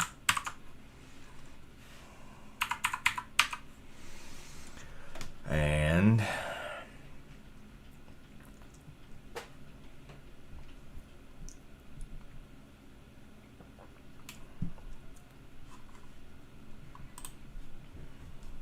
hopefully get the graphics driver installed this go around.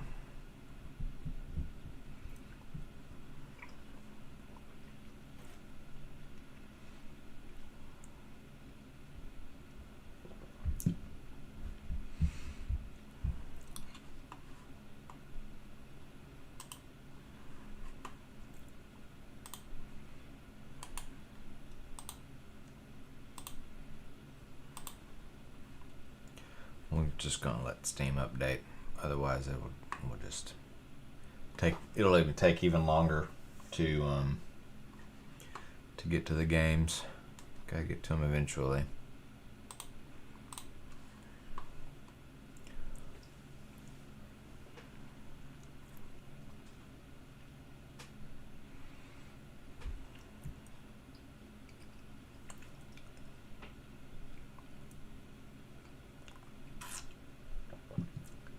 Let's see if it can update graphics drivers while updating Steam.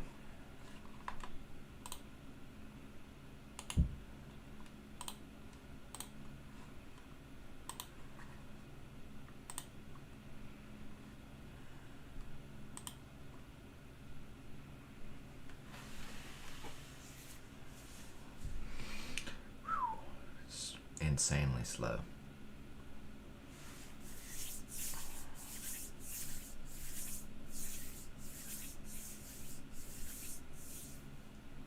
Man.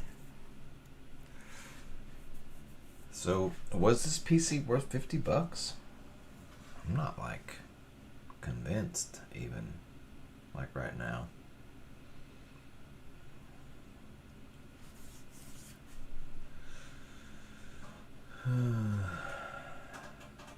We'll see. I know like this install of Windows is not the best. It's not the cleanest. I should definitely go back through and clean it up and reformat this PC.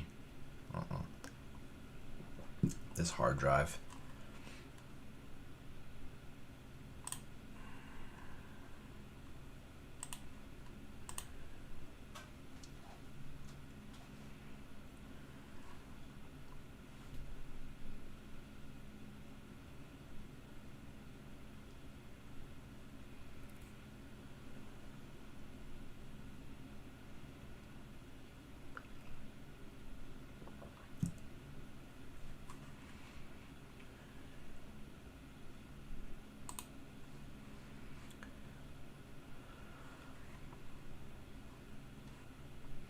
Got a friend request from your mom, 8414. Probably not gonna accept. Don't tell him though, or her. I guess if it's your mom, is it your mom? Is it your mom? Your mom? I don't know. All right, come on. You can do it. You can install this graphics driver, the latest one. It's 2 days old. Come on, do it. Do it. Do it.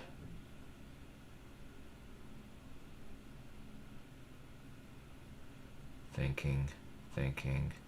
System compatibility. We don't want GeForce Experience because we don't need DLSS because we're not playing at 4K. Express. Do it. Okay. Thank God. Man. Eventually, we're going to get to using this computer in a manner that would bestow fun upon someone. Because right now, I don't know. If you're not watching the stream, I don't blame you. This is boring. But this is like what most PC modding is. Staring at a screen, watching some little install bar creep across the screen. That's what most of it is. It's true. It's true.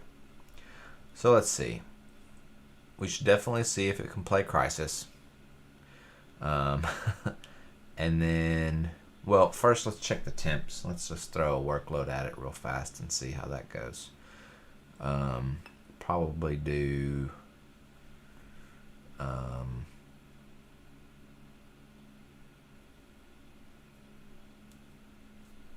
what do you think? Having benchmark superposition? Superposition's tough. Put it on. I don't even know how much VRAM it has though. How much VRAM does a GT720 have?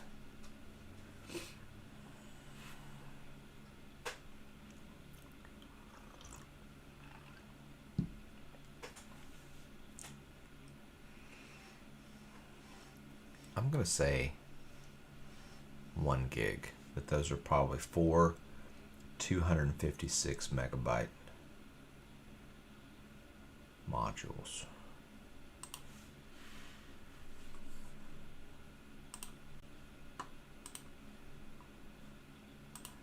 Specifications.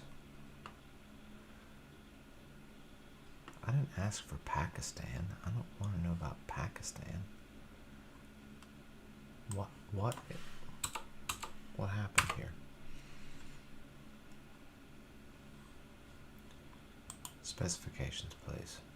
Thank you. 192 CUDA cores. It's got a blistering 797 megahertz base clock. Oh, so there's a GDDR3 and a GDDR5 version of the GT720. Huh. I wonder which one we have. Because the memory bandwidth, gigabit per second, on the 3 version is like a third almost of the GDDR5 version. 14.4 gigabits per second memory bandwidth versus 40 gigabit per second memory bandwidth. And it comes with either 1 or 2 gigs of RAM. Looks like the GDDR5 is the 2 gig version. So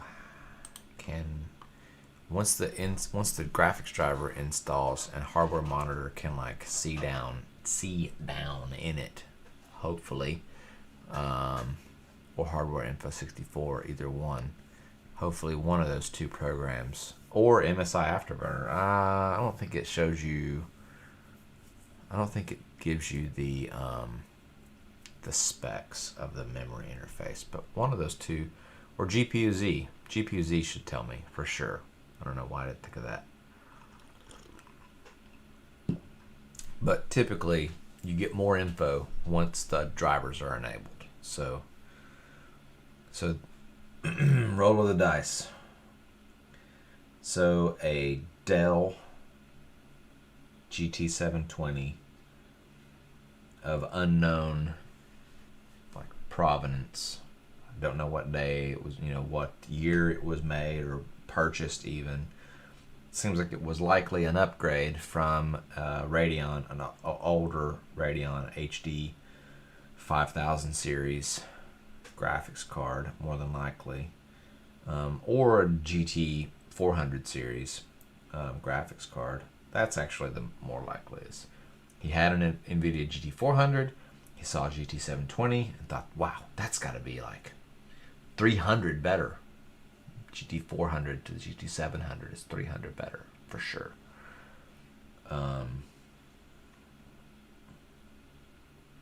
But it's a Dell GT 720, which is weird. So this is a refurb. This was refurbished at some point. Maybe it was refurbished by Dell, and they put a GT 720 in it. Will we ever know the truth? Probably not. Probably never gonna know. Does it really matter? Not in the least. Not in the least. What really matters is that it's taken like 10 minutes to install this driver on this PC. Holy crap. Wow. This is really slow. It's really slow. Slow, guys. Guys, this is really slow.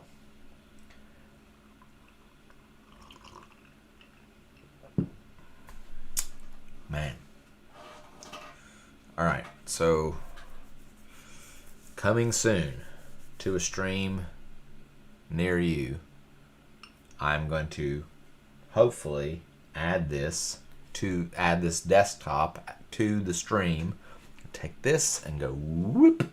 Please look and stop looking at me. Stop looking at me. And then you guys will come along for the ride while I try to play video games. Oh, I should go get my controller. I'm not playing with this silly, this thing is just an absolute nightmare. It was $5 and I needed a mouse. But you sure can't, you can play games on this. I'm not saying you cannot, but it's not a good experience. This is they're not the least crispy left and right mouse button toggles I've ever seen. I think David just did like a tiers of e-waste or whatever. This would probably not be on the very bottom tier, but it's a travel mouse for laptops, right? And it's supposed to be extremely light, which it is. You can definitely, you can go fast.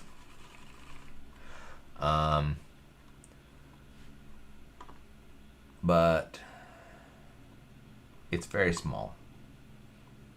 I don't have the smallest hands, so it's a little bit weird. And my setup here is not like ergonomically perfect for playing. So I'm gonna go get my controller. If I ever get this computer to a freaking point where I think that it has a chance of playing any kind of game.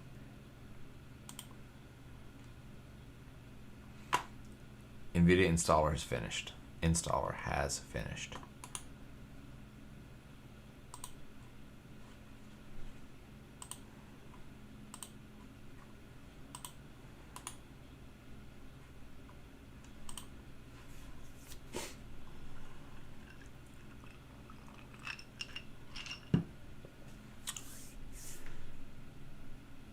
NVIDIA installer has finished, but NVIDIA control panel won't launch, or takes 10 million years. 10 million years to launch. Heaven help me. Hello? Anything? I feel like this is, this is the way using a computer felt 10 years ago in my mind. It's like you click on a thing and just wait like a long time for things to happen.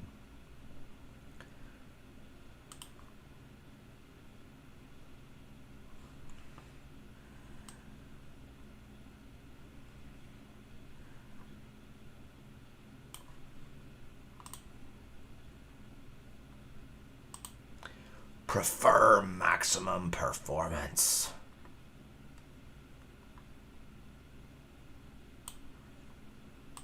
And apply. I'm going to apply that. I like kind of spit on the screen a little bit. What happened? All right. And then, does MSI Afterburner have any kind of control over a GT720? If David can say 730, 730. Oh, the fan just kicked up kind of crazy on the CPU. I'm not sure what happened there. Or maybe it's the graphics card. I'm not sure. I don't know which one just like went total ham. So I can manipulate core and memory clocks.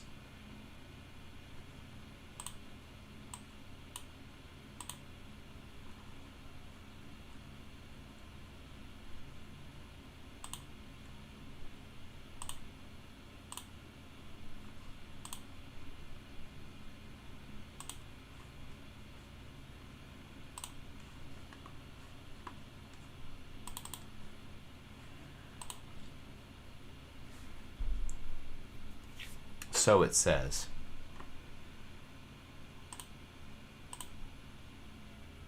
No, that is the so. Yeah, the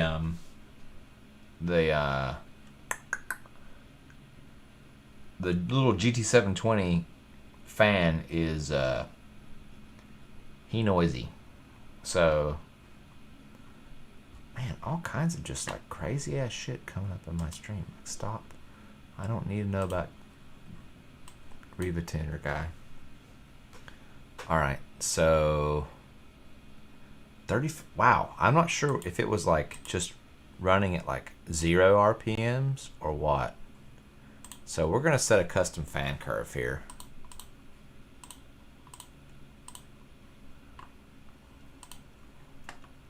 And I'm gonna drop it to the flow until it I'm gonna put it at 10% fan speed until it hits 20 degrees Celsius.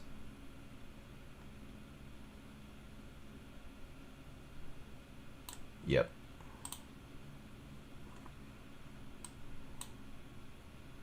And drop it like, I don't know, this is a very, I don't envision like it ever hitting any of these temps. I could be wrong.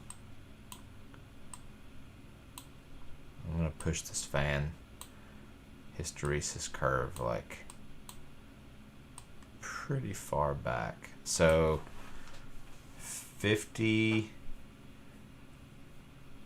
fan speed isn't gonna happen until like 69 degrees.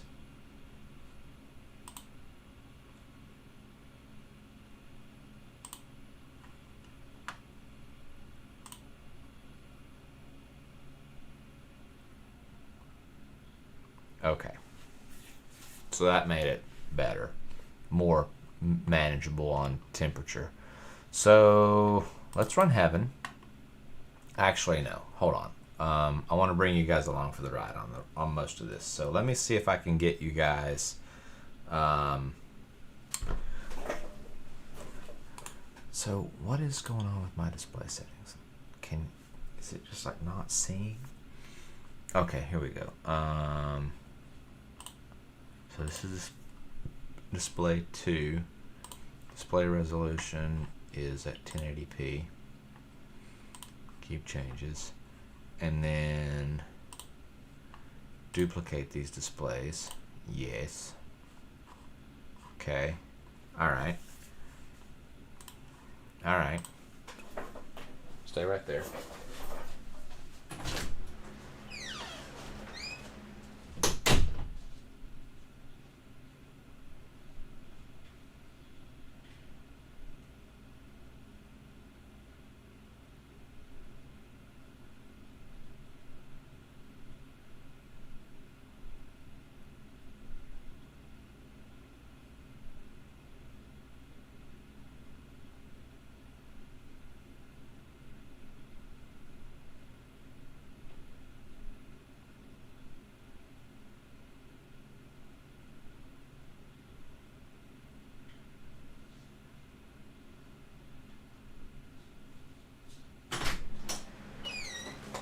Yay! I'm the best. That totally worked. All right. Okay. So currently it's at 40 degrees. 0 millivolts. No volts going to this little bad boy. He doesn't need them. He doesn't need your millivolts, and he doesn't want them. So right now we've got a blistering fast core clock of 966 megahertz and a 1000 megahertz memory clock. Let's see. Let's see if GPU-Z will tell us what kind of RAM we have, or VRAM we have on our little GT7 Twana.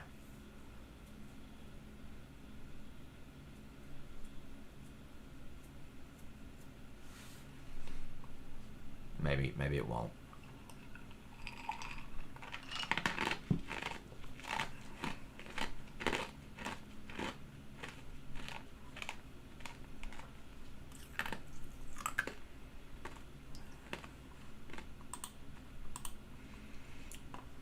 Let's see. DDR3. We got the bottom of the GT7 Twana barrel. 1 gig of GD. Oh, it says its bandwidth is 16 gigabytes, so it's an upgrade, guys. Not 14.4. It's 16. Oh dear. Instead of going extreme, let's just go basic. This is a basic bitch. And then let's 720p Heaven benchmark. Let's see what the temps get to. CPU temperature is at 40 degrees, which isn't like great, honestly, but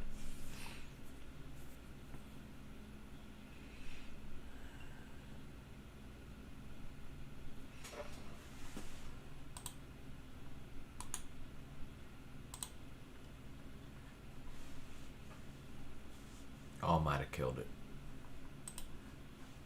No, it's fine.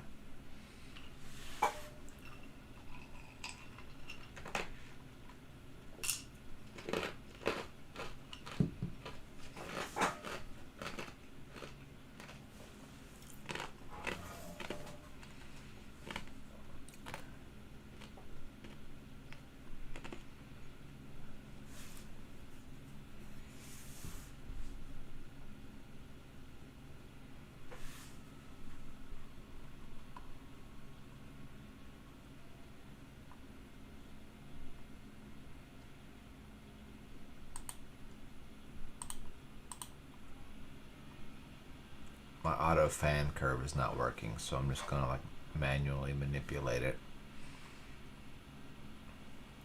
Just gonna set it at 36. That's not super annoying. It's just what I clicked on. So we're getting a whopping 20 something frames a second in having basic. Heaven basic. Oh dear. GPU's at 100% utilization. CPU's just like yawn. This, I got nothing. Like this poor little GPU. Oof. It's not gonna make it.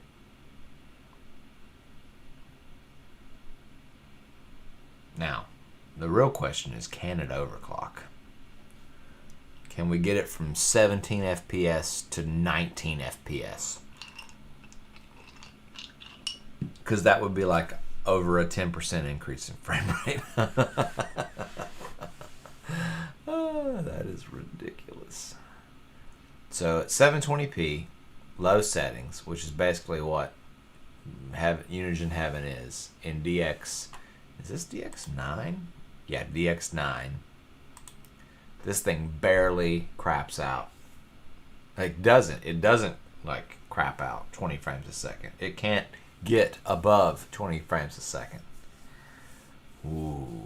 So I don't feel like there's any utility in streaming me trying to get this to play any video game, any CP or PC game that I currently have loaded on this hard drive. I don't think it would do any of them. I don't even think it would play CSGO or Rocket League. I could be wrong. Let's try overclocking it a little bit. Let's just see. Okay, so it's a 966. So let's just do like, so a 10% would be basically 100 megahertz overclock. 95 megahertz overclock. So 5% would be a 50 megahertz bump. So let's see if we can get it to do, see if we can just get it to do a gig.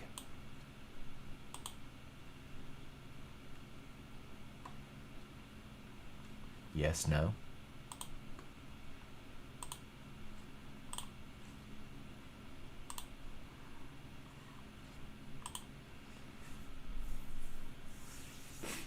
Or does it tell me that I have control when I don't?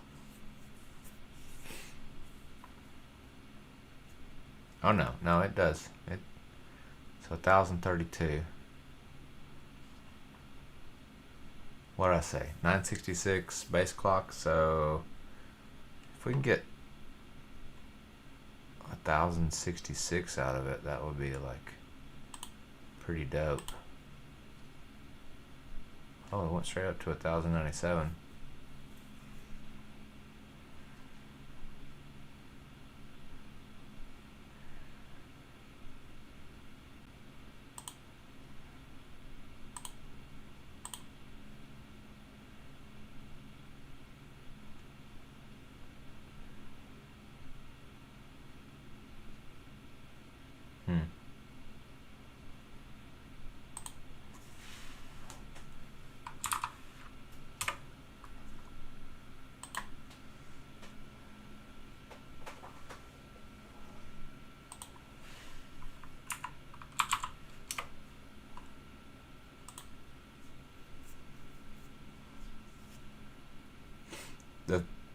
the funny thing is like, yeah, we've got it at 110 or 1110 megahertz and 1066 on the memory, but it's made like almost no real difference in frame rate. Maybe it has like made one or two frames. We're getting, yeah, where we were getting 16, now we're getting 17 or 18. But still, like, you couldn't game. Like, you couldn't play a video game.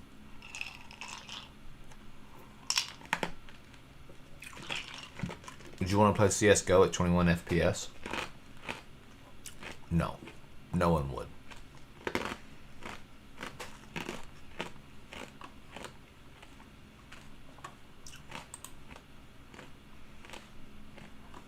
Arc at 20 FPS? No, thank you. Doom Eternal? F1 2019? A pass. Gears 5? No. No Man's Sky? No, don't want that either. The Outer Worlds at 20 frames a second sucks, let me tell you. At 720p? 720p, 20 frames a second. Okay. So I think we've established that this is not the best gaming GPU. The GT720 DDR3 kind of sucks. So for $50, I got a frame, I got a case and a power supply, a motherboard and RAM that I'm probably going to ditch the RAM, and a GPU or CPU in the cooler. So let's stress that CPU out some and see what my temps get to. So we're going to use OCCT to try to punish these frames. I'm going to drop this down to like, yeah, less annoying levels.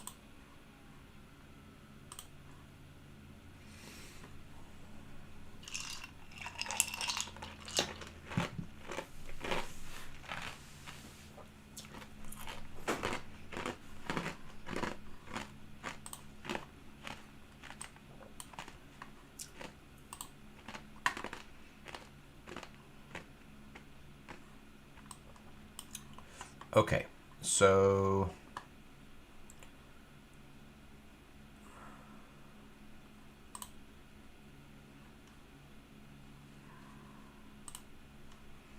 here we go. Well, that's not going to be good because I got the window down there. Okay, so here we go with OCCT.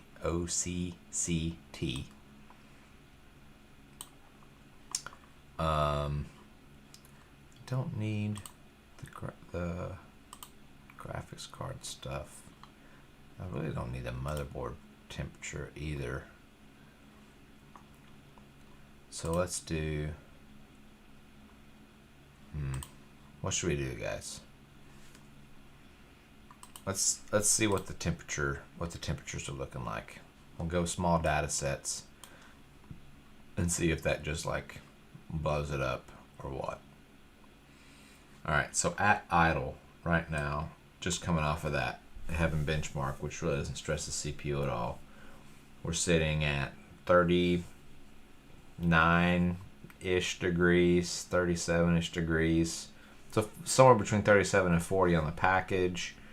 And then, well, the maximum was 43. And then on the cores, yeah, we've got the coolest cores down at 31.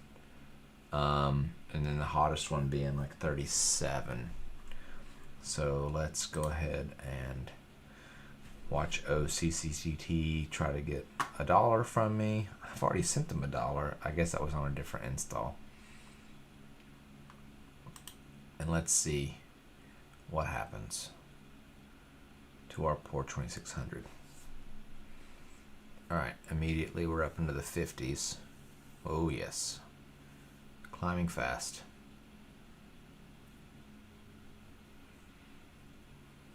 Hitting 60. 62.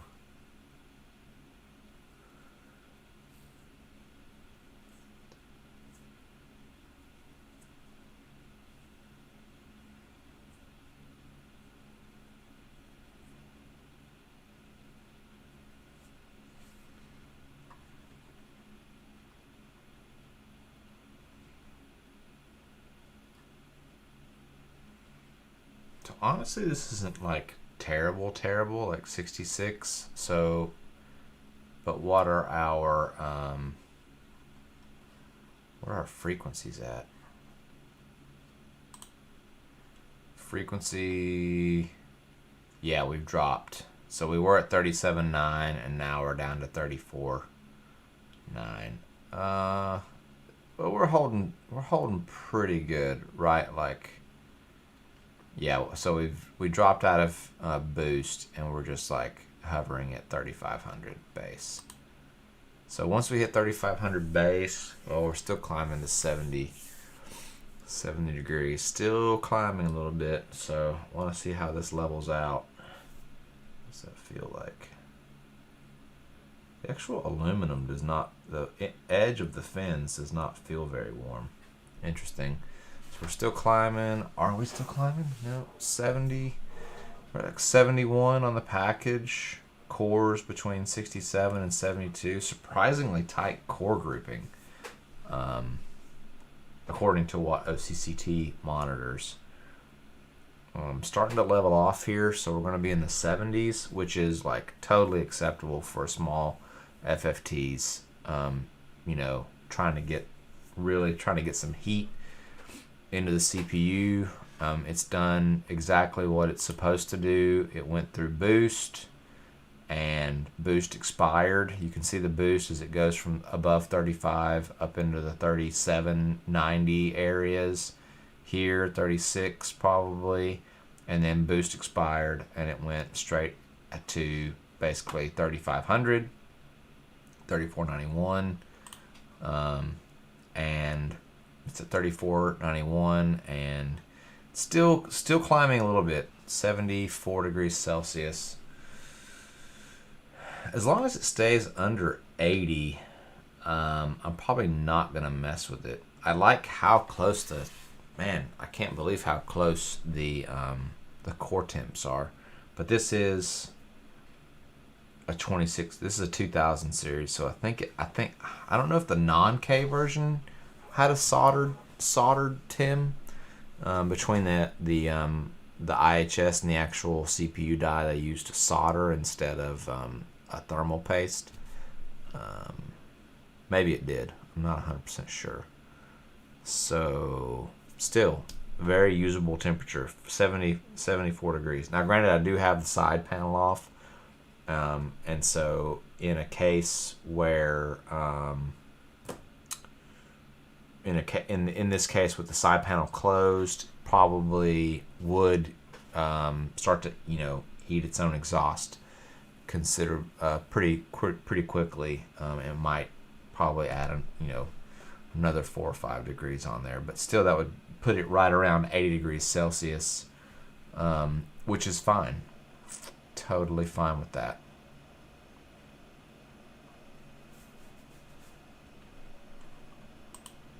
And we're in 100% boost expired, 35 megahertz base clock, and yeah, leveling off now at about the 74 to 75 degrees Celsius. Core temps range from 69 to, let's look at the max, from 70 to 75. That's awesome. There's like nothing wrong. So it's a good result as far as thermals go. There's not really a need to mess with this cooler. It's a fairly low powered system. See what the power reporting is. Package is drawing 85 watts. So not an impossible task for what is that little crappy stock Dell cooler from 2011. 2011. All right, so let's go ahead and stop that.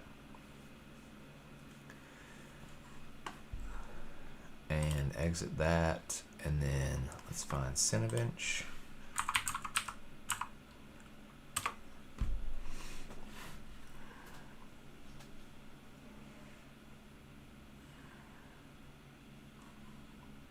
Hello? Maybe not.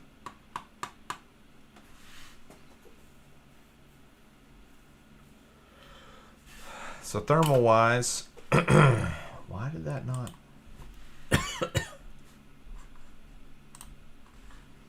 Why? Even though it is definitely not thermally constrained, it is still redonkulously slow. Good Lord, it's slow. I don't know if it's my crappy Windows install or what, but man, it yeah.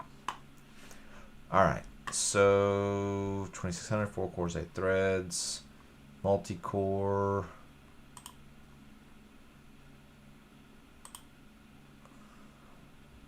Minimum test duration is off. Okay, good. Let's do one multi-core pass here.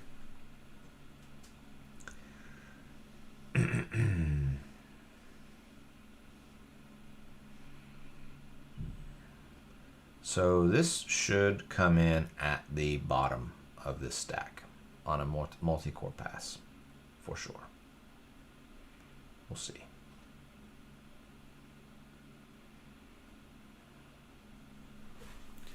Cinebench R23.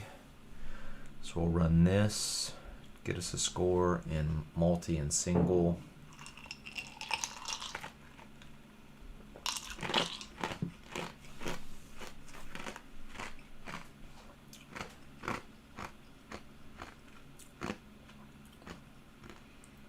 I don't feel like there's any utility really in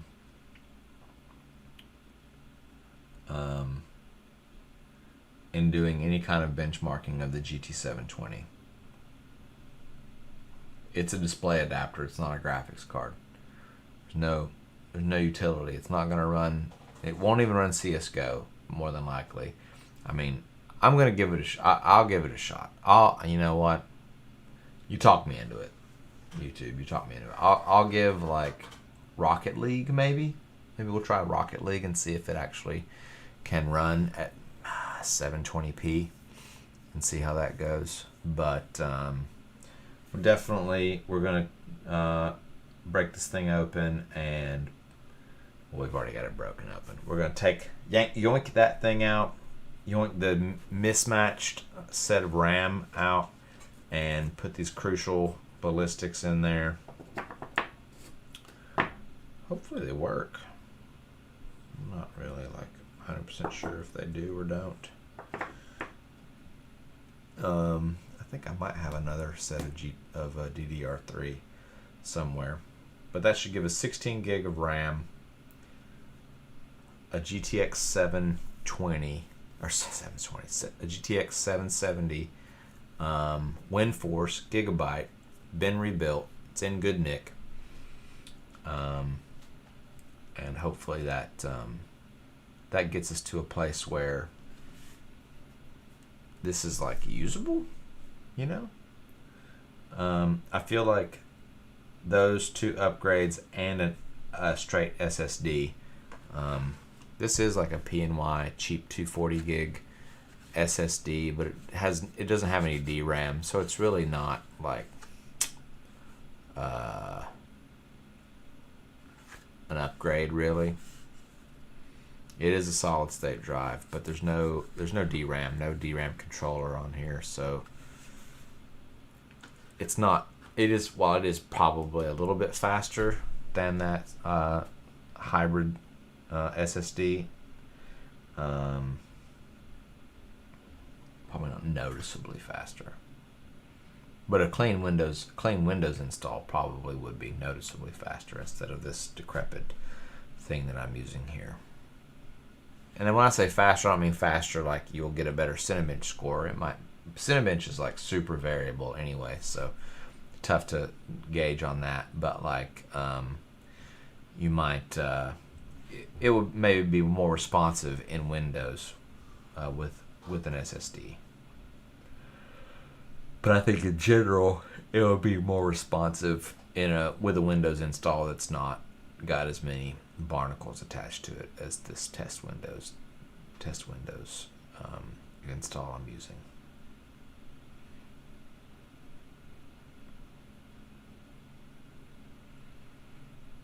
Thinking about finishing up. Oh, it's so close. It's almost there. So an 11th gen Core i7 15 watt laptop CPU does it in 3769, and the 85 watt does it in 3111. Yeah, it's pretty slow. Pretty slow. Okay. So let's see what this does in Rocket League.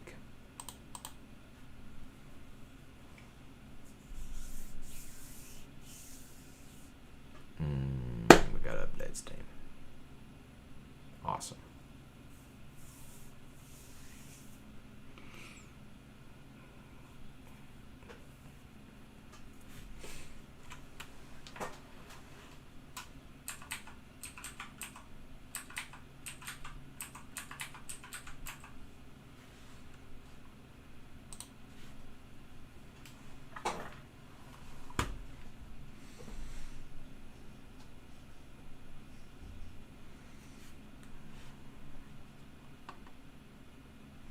Oh, and we gotta wait on Rocket League to update. 1 hour. Oh, 22 minutes. Okay. 18 minutes. It's dropping fast.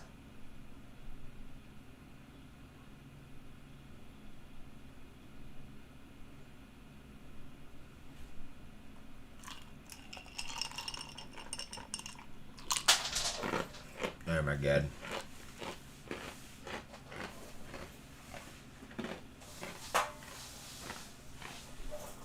All right.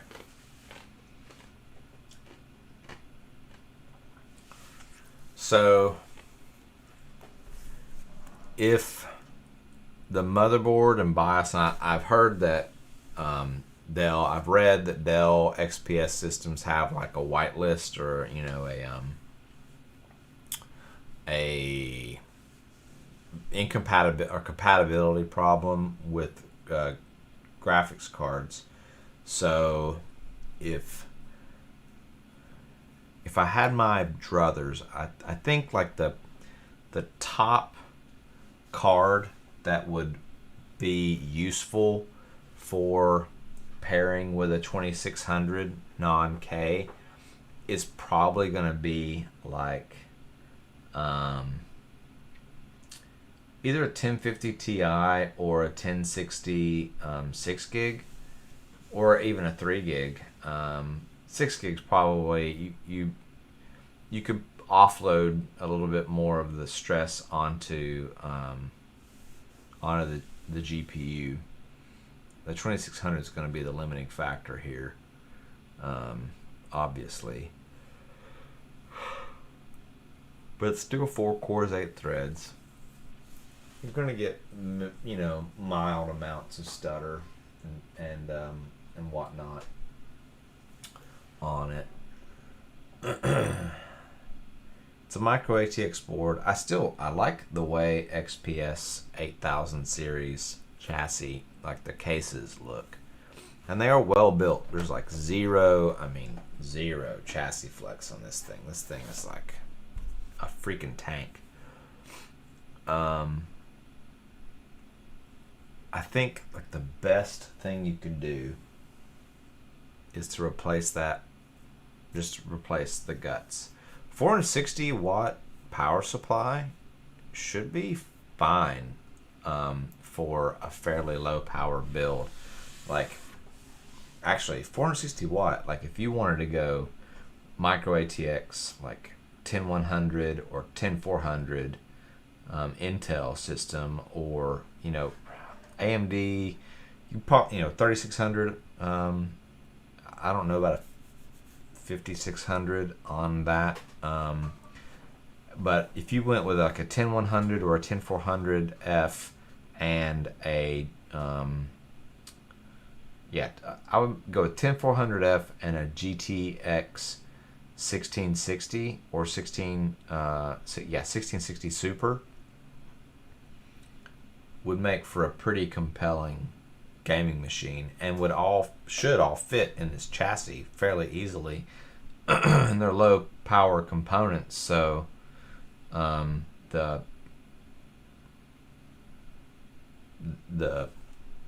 lack of fans or lack of ventilation wouldn't be like terrible. It wouldn't be super terrible. I feel like Rocket League is gonna be like, are you joking, bro? Are you joking? Are you joking me right now? We are. I am joking it, actually. If you're gonna stay with a 2600, keep the motherboard. I don't think the BIOS is gonna accept like a GTX 16 series. It probably runs out of compatibility at Pascal at GTX 1000. So like a 1060, 1050 Ti is probably where you run out of steam, and this chassis becomes just a shell that, if you like the way it looks, you can keep putting stuff in here, and as long as that power supply works, keep using it.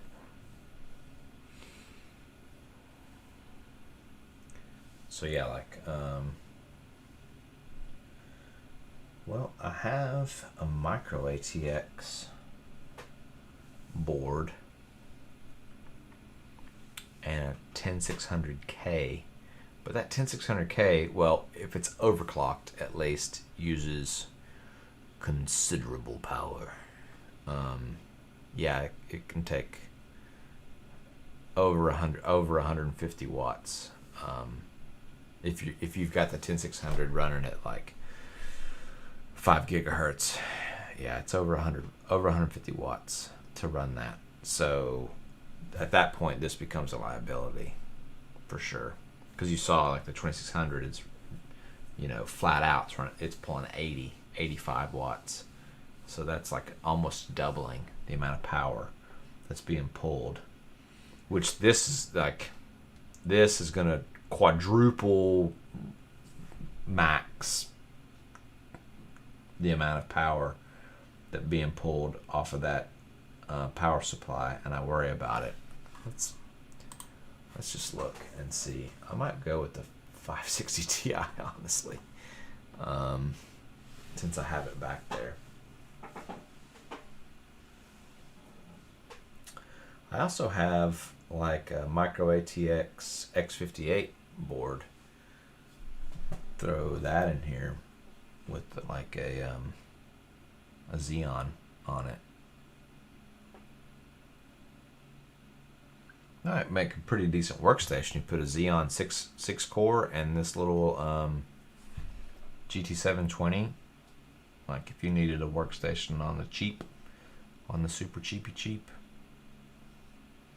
because those Xeons are like $15. X58 micro ATX motherboards are not cheap, not that cheap.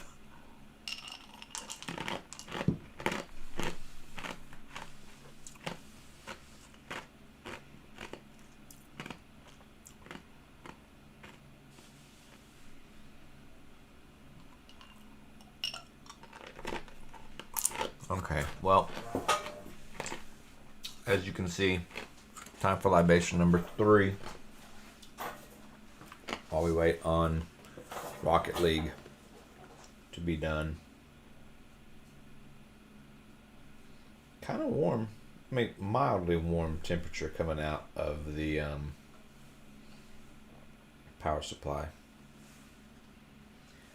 Like as soon as I stand up and my ear is not directly in line with the fan of the GT720, it's noticeably quieter. So I'm sure if I put the side panel on here, it would dampen that a lot.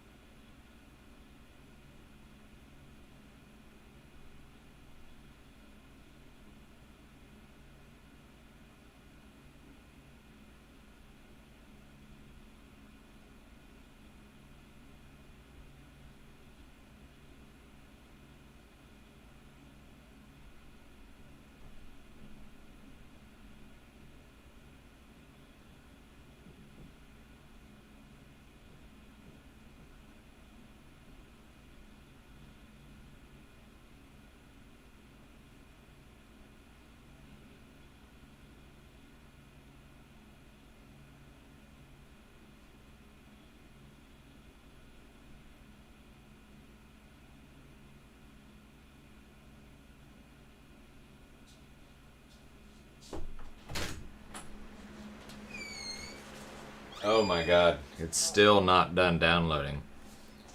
Why? Why? Okay, let me see if I can somehow manage to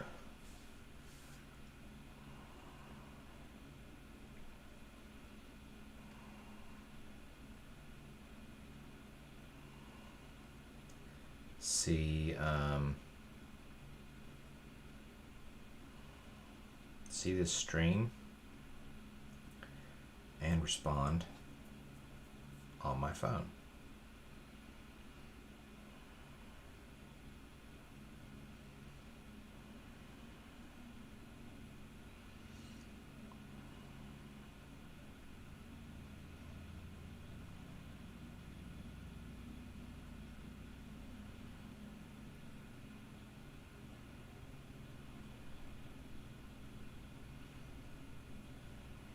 Okay, so I can kind of see what's going on the stream through my phone. Hooray. I'm back from grabbing a drink. Let's see. So, the question becomes, can a Dell XPS 8300 that was upgraded with a GT720 that's running DDR3, 1 gig of DDR3 VRAM, run Rocket League? Like, can it just like open it up? Like, I have my doubts. Well, here we go.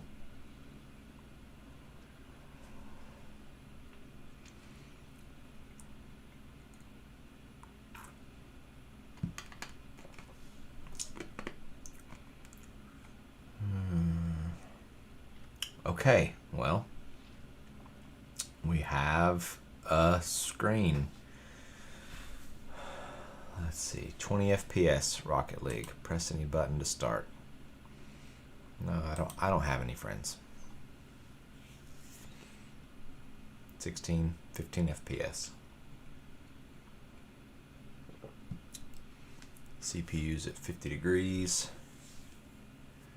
GPU's at 54. Oh dear. I gotta do this thing or it's gonna be bad.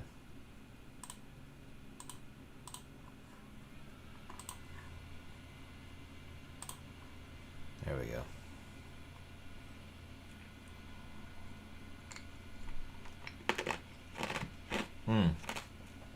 You can see we are overclocked.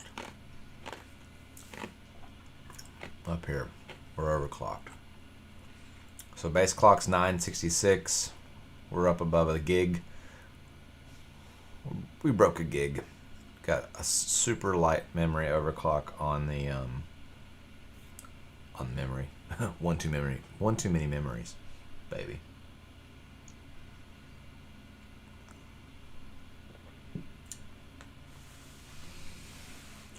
Will this even run? Oh, okay. Yeah, there we go. Play. Casual.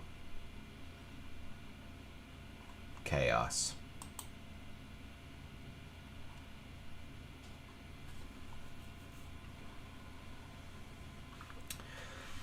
So the question is, like, can I even remember the controls for this? Like, obviously I know like turn and whatnot, but like I don't remember what makes you boost. We'll figure it out.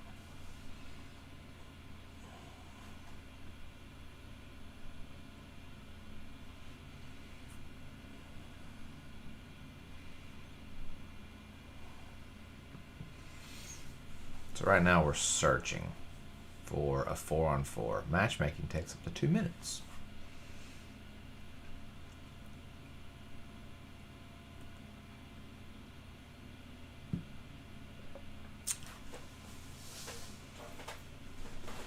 Trying to find players that match your skill, which is zero skill. Like, no Rocket League skill. None. Oh dear. Let's hope I don't embarrass myself. It's probably too late. 20 FPS. 24.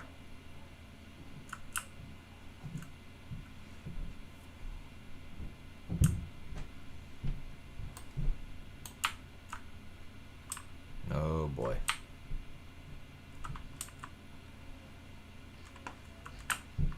I can't. Okay. All right. There we go. There we go. Come on. Come on. Ah. No.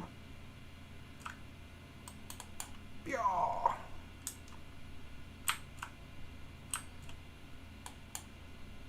Oh, launched myself into oblivion there. Come on. Come on. No, no passing? No. Ugh. Yes.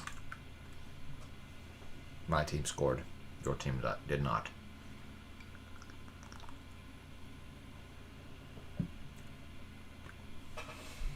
So, yeah, we're in the 20 to 19 range here. I think we got up to like 25 or something.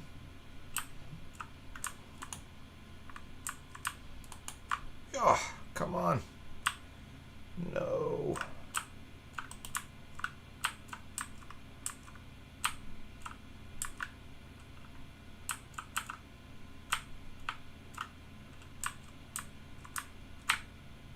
Ugh.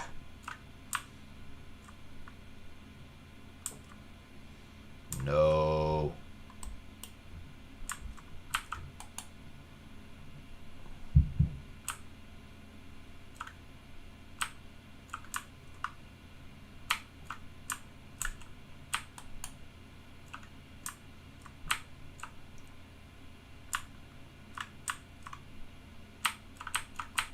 Ah.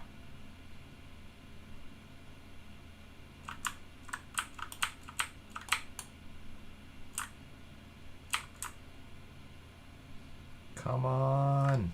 Oh.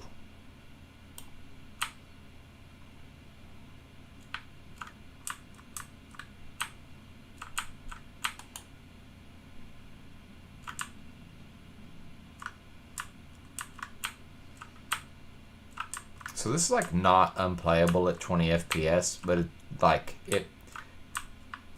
it feels, oh man, it feels like you're playing a slideshow. Yeah, it's really not good. But like you can play it.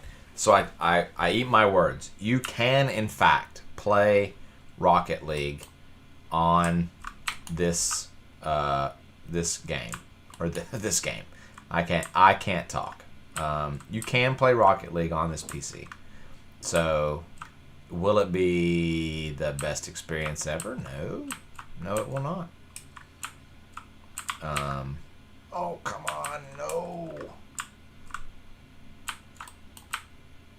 Ugh, man.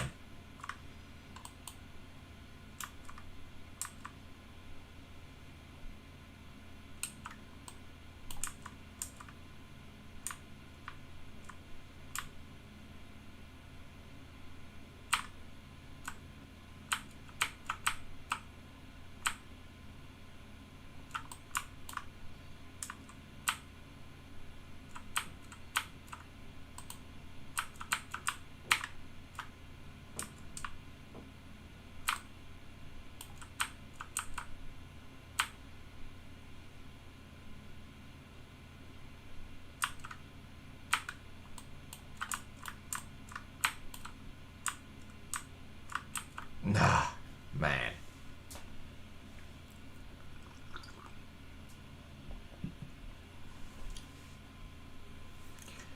I'm terrible at this game. So in the replay, we got to 30 FPS. Still not like the best. Ugh. Ugh. We're like hitting our own players here.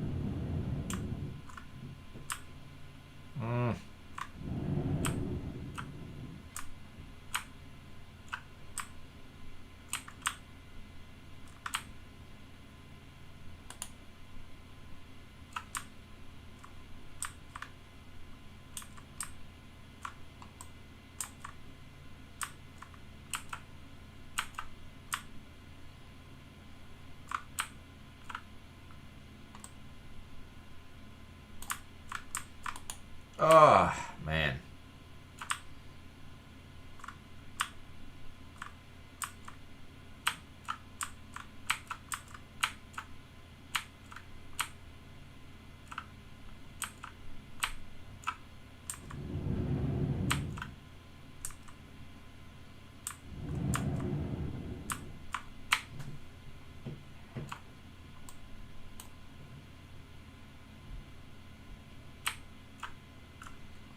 No way. Ah. 3 seconds to go and they've tied it up. So, is this a good experience? No. Can you actually play Rocket League on this? Yes.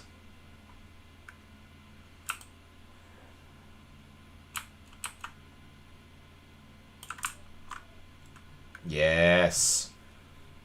Yes. Can you play Rocket League?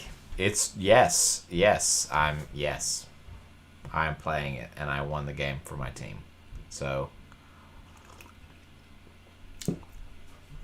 fine. You can play Rocket League on this game, on this PC. Fine.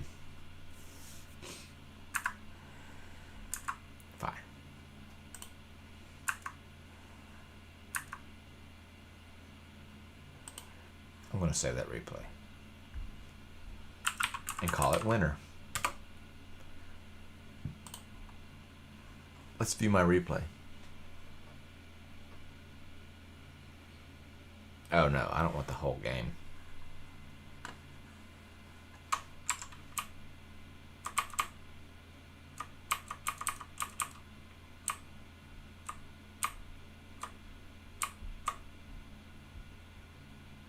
Here we go. In all its glory.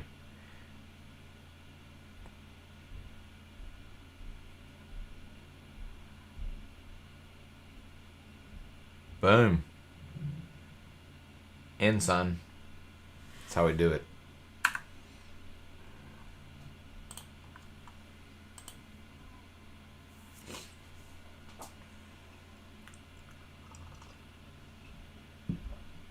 All right.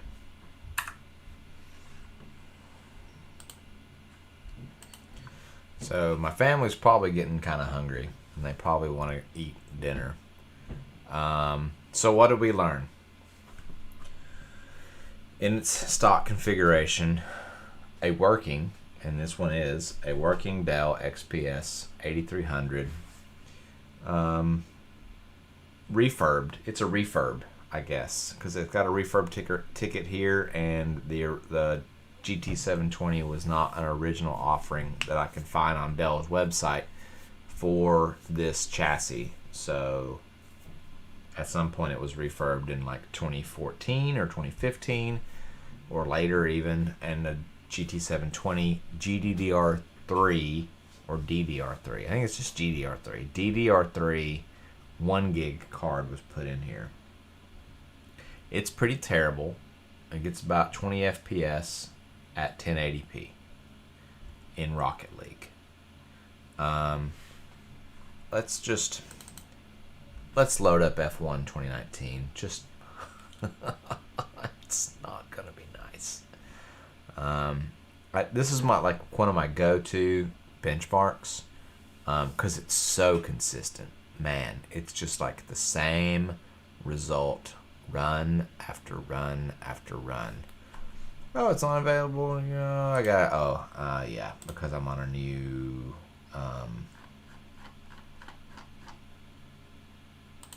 A new PC. I swap my stuff around. I gotta re-enter my account.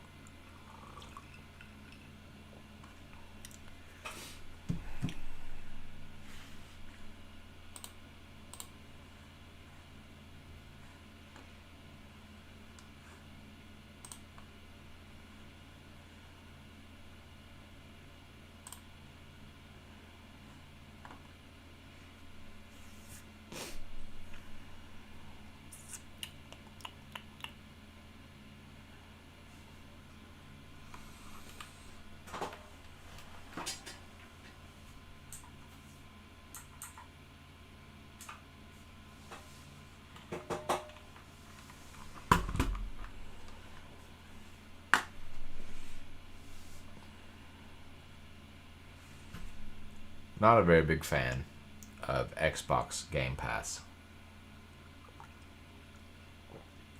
But my kid likes it. He's got an Xbox, and that's mostly what we use it for.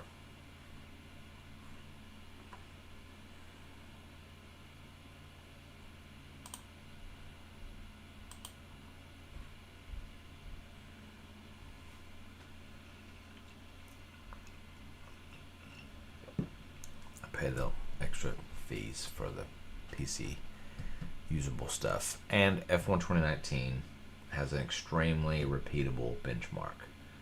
So does Gears, but Gears 5, man, it's been broken for a long time. Like the benchmark, I don't know what's going on, but like hardware that should run Gears 5 at like hundreds of frames a second just like would get like 18 FPS or whatever. I don't know if it's the install through Xbox or what, but it's just like not a good experience. And it's also strange that this is like windowed.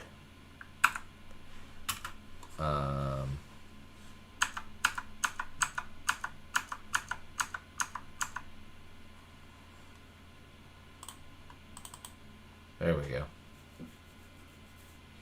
Weird. Nope, doesn't like that. Come on, guy. There we go. 60 FPS. I don't know what resolution it's in. It didn't look like 1080p to me.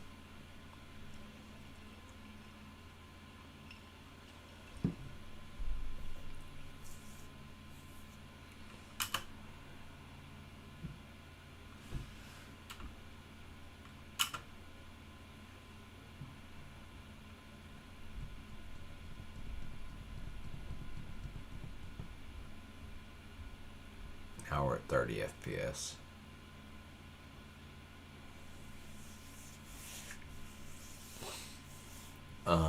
Let's see.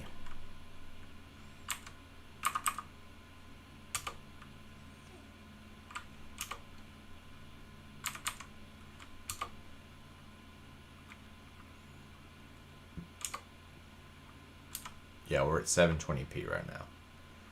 720p. Let's see. Let's see what 720p ultra low. 720p ultra low gets us. Australia, no, we're gonna hammer it. Heavy rain. Heavy effing rain. We're gonna cycle through the camera angles. We'll just do one lap. We don't need the FPS. We're not gonna bend. All right. Here we go. So this is 720p ultra low settings on a GT720 with 1 gig of DDR3 RAM, VRAM. Ooh.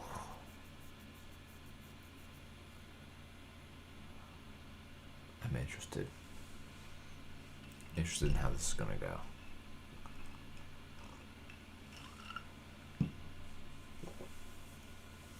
Heavy rain because I want to punish that 2600. I just want to beat it up. It's just like so like affable. I'm like a good value PC CPU. Blah blah blah. I'm old. Nobody really wants me anymore. Oh shit! I got hit in the head with heavy rain particle physics.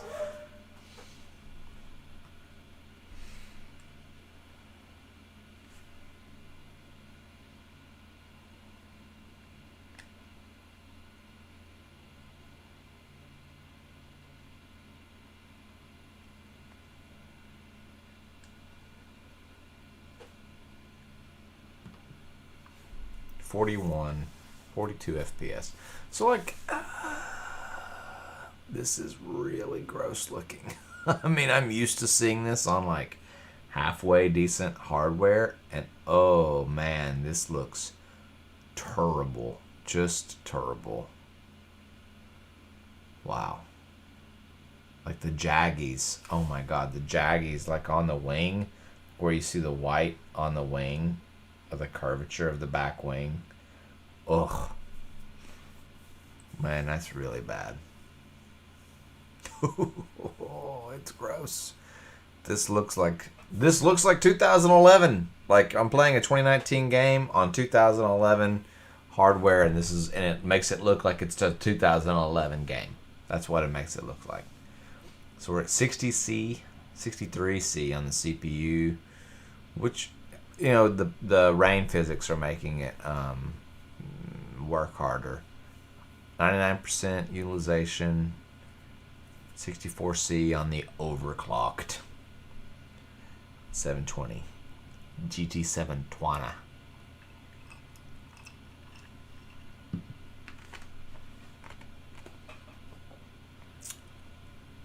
But we are getting like 40 some frames a second, which is, better than 30. That's like the bare minimum, right, for usable frames, which, I didn't even look to see what graphical settings we were using in that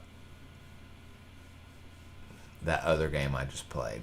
The one with the cars and the ball, Rocket League. But regardless of whatever settings that was, we were getting 20 FPS. This one is at max low, the farthest down that you would want to go. 720p, ultra low settings. It doesn't do 60 FPS in game. It does not. Average was 46, max was 54, minimum of 38. Not good. Not good. All right. So Dell XPS 720 or 8300. What am I even saying? Dell XPS 8300 with the GT 720. That's what I'm talking about. Not the best, but we can rebuild him better, faster, stronger. We have the technology, so let's do that. Let's see if any of this works, and then we'll go from there. So I'm going to turn him off now, and then I'm going to go make me big on the screen again.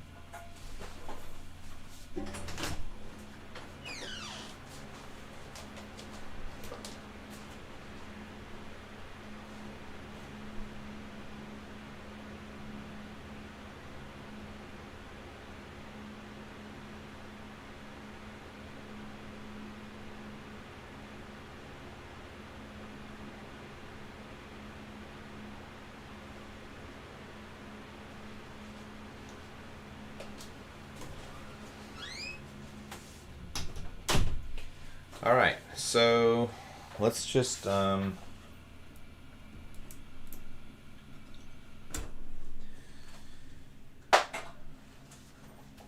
go one baby step at a time here. Before we rip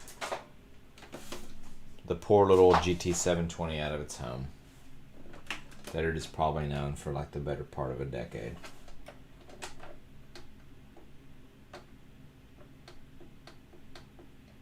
Why is that light still on? Like, holy crap, how long do you keep capacitive power in there? All right. Let's upgrade the RAM and see if that works. Let's see if this this kit of 16 gigabyte RAM works and will play nice with this PC. So let's see. Usually these things have like a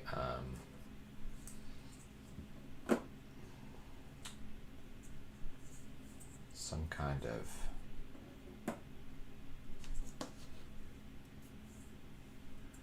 one-up serialization, but Crucial, in its infinite wisdom, has not put any kind.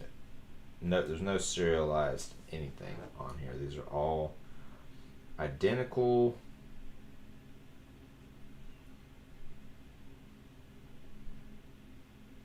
They have the exact same numbers on every sticker that I'm looking at. Okay, well, let's just go for it then. We just stack them all in the same, or in the, stack them in the slots and see how it goes.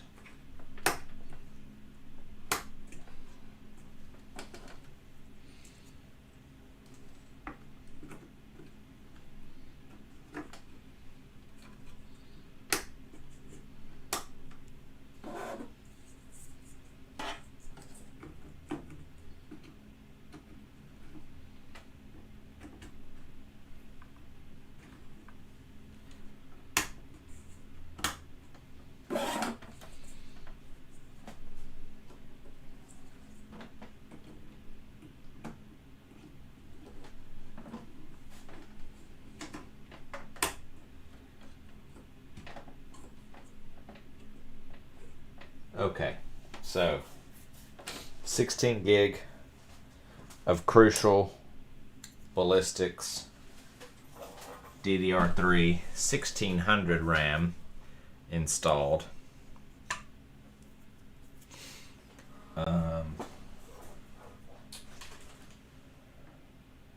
It's gonna just like auto start again. I hate that crap. There it goes. Auto starting up. Oh dear.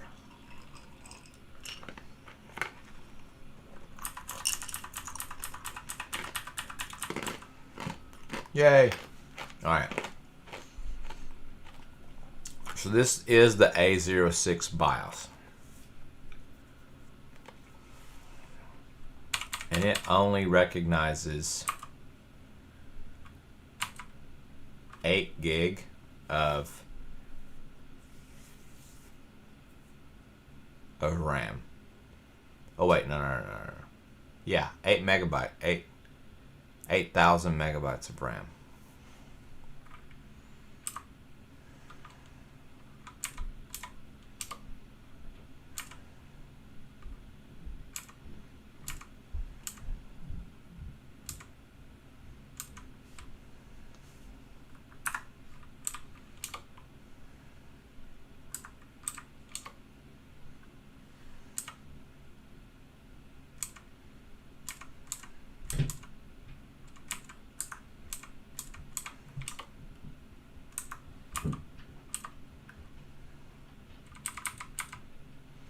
Yeah, there's like 0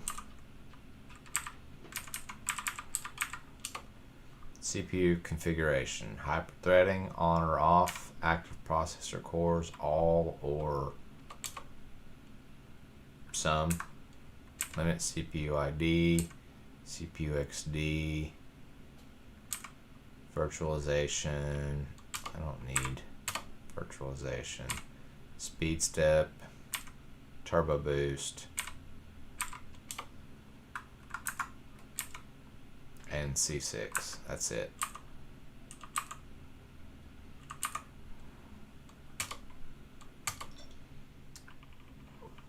So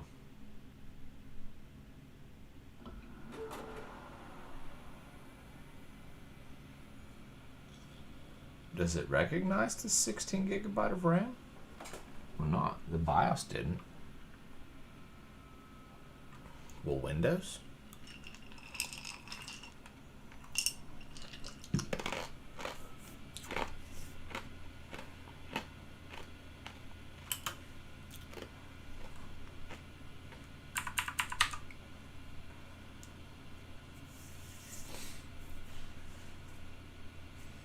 That felt way faster.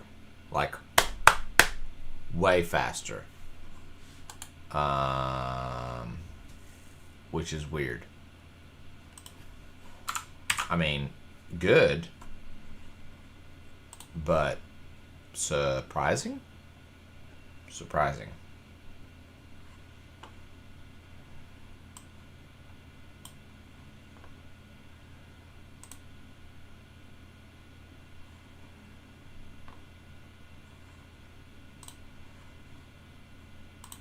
Yeah, it's only showing 8 gig of RAM.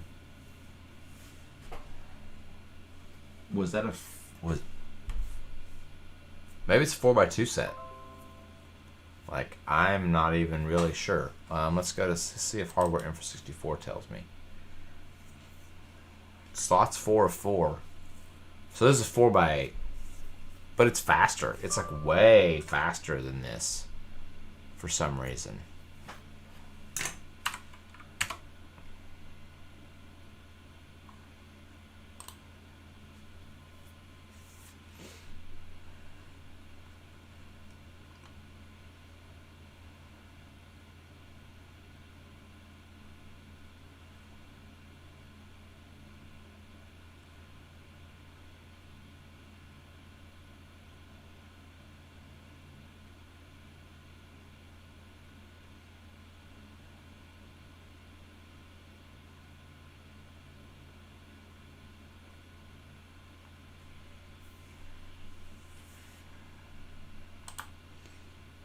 Okay, so memory clock is 665, so that's like 1333 or whatever.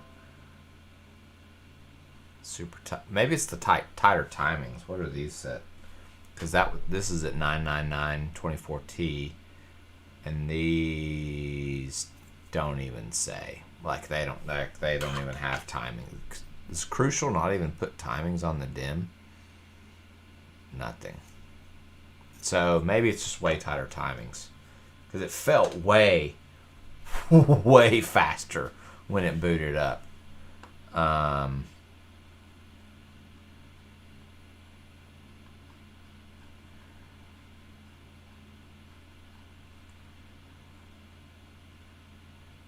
Got another friend request from your mom. You guys should literally tell your mom to stop. So I grabbed a 4x8 kit because it wasn't labeled very well. So let me see if I've got a 16 gig kit somewhere back in here hiding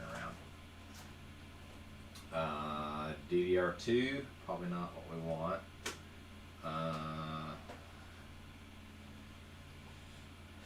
4 gig kit from ADATA, probably not what we want. Some more DDR2.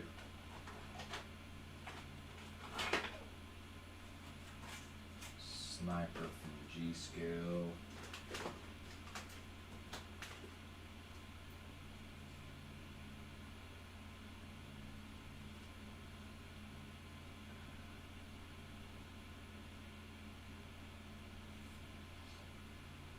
Two gig sticks. So another 4x2.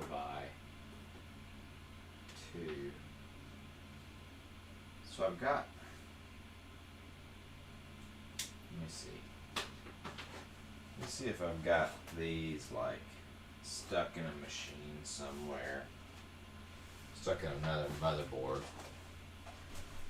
in my closet behind the camera. Don't go behind the curtain, guys. I'm gonna look behind the curtain. Don't look back here. So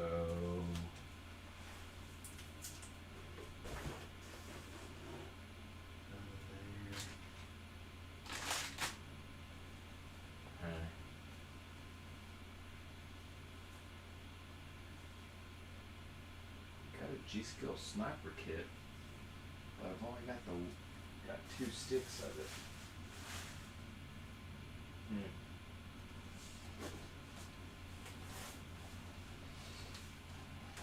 Probably need to keep a better track of my DDR3 RAM kits. Oh well. The tighter timings on this seem to have made considerable impact, so let's just go with that.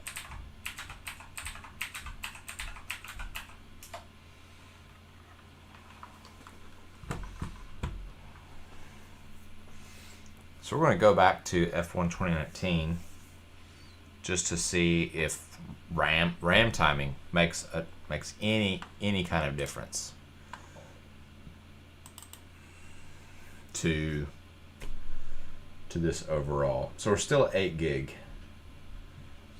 I have a Corsair 8 gig setup, or 16 gig setup, but like I don't want to use those for this. Those are like my competition DIMMs.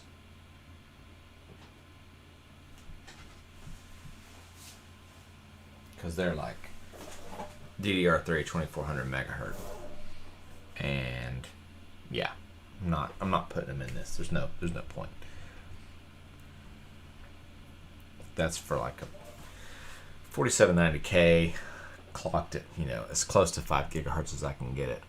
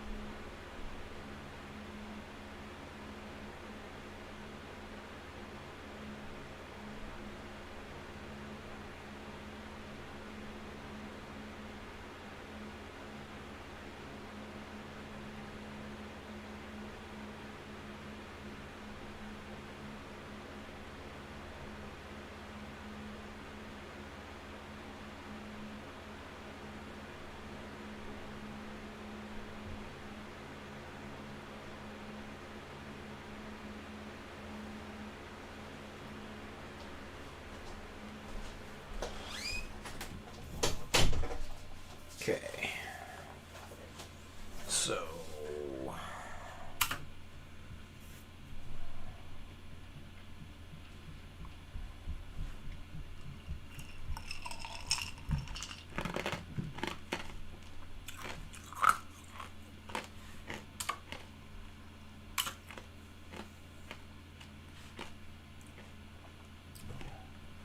looks like my stream quality is kind of gotten low.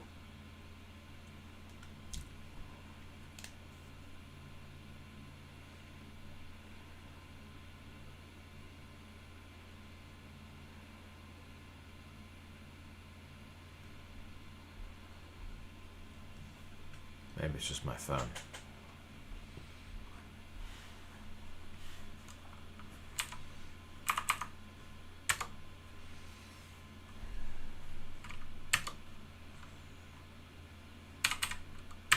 Okay. So going back into, we're at GT 720, 720p, 60 hertz. Advanced setup, we're at ultra low. We're in the benchmark. Gonna punish it with the heavy rain and go.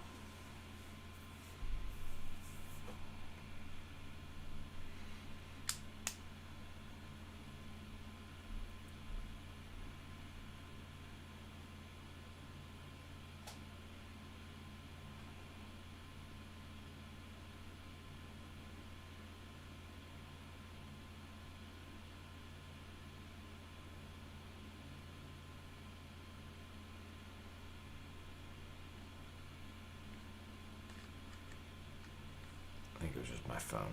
So I told it to do 720. It's fine now.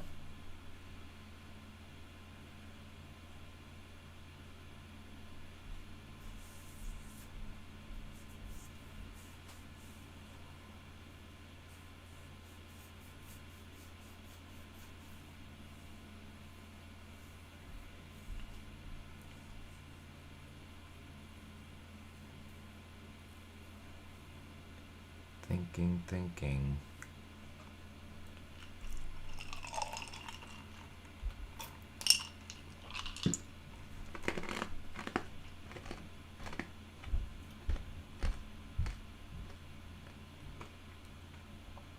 Alright, so maybe it wasn't as snappy as I initially thought it was with the tighter timing gram, because now we're just like sitting around waiting. Okay, there it goes. But I'm gonna run this, see how it runs. Again, this is like 720p, lowest settings, ultra low settings on F1 2019, heavy rain, and the GT720 is, you know, I don't know, there's like no, there's no overlay for MSI Afterburner, which is strange. I wonder why that's dropped out. But, yeah, so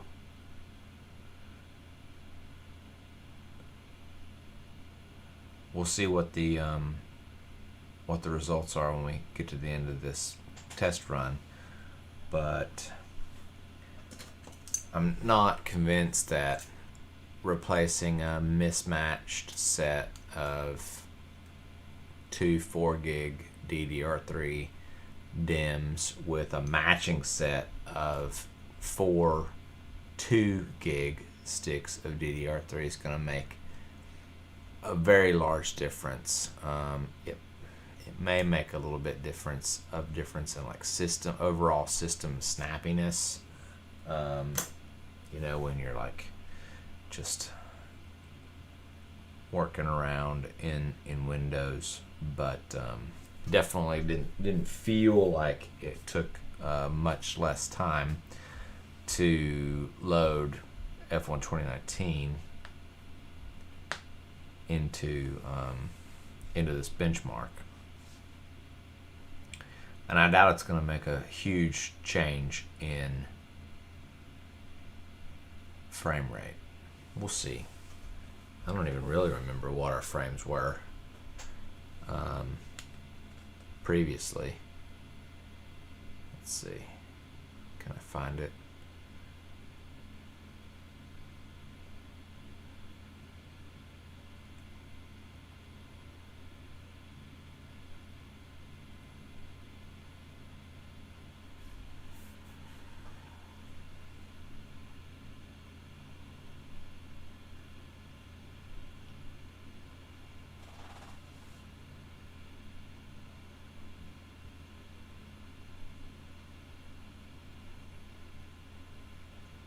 This is taking a really long time.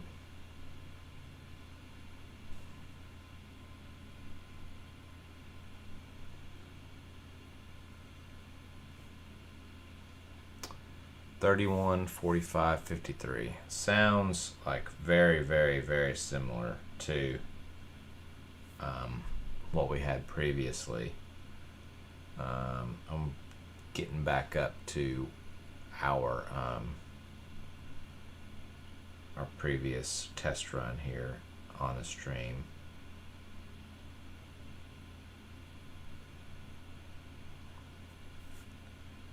Looks like our previous run was 38, 46, 54. Yeah, I mean, actually the lows were worse on this round. So, yeah. No improvement. So I'm going to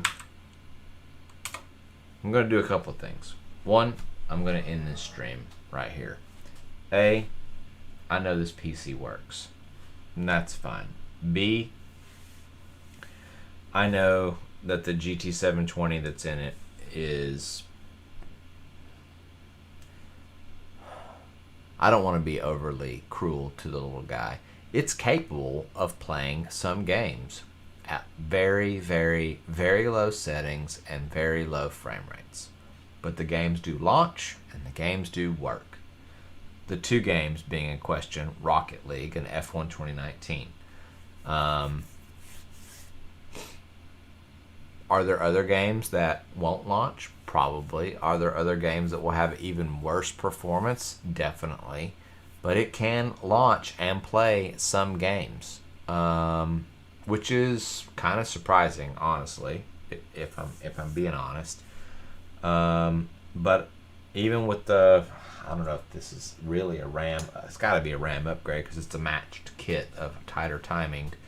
DDR3 over what was in there, but I'll see if I can root around some more and find a 16 gig kit. I'm fairly sure I have a couple of 16 gig kits laying around. I just got to find them.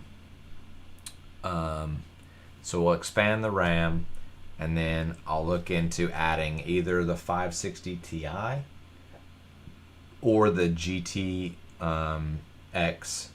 So the GTX 560 Ti or the GTX 770, or maybe an HD 7970, depending on what fits in the case. The case has like good height, like there's no good space. There's no space. There's not like for real space issues. Maybe, I don't know, like my Radeon AMD Power Color R9 Double 13 probably wouldn't fit in here well, just because it's like so deep. But any regular card's gonna be fine. So I'm gonna find a suitable companion for our i7 2600K, but first and foremost, this fat boy is gonna go eat dinner. And maybe we'll come back to a part 2 of this stream this evening. So check back, hit that like, subscribe button, hit the notification button so you find out when I am going live. But right now, it's your boy Mike at Solid State Alchemy, and I am out of here.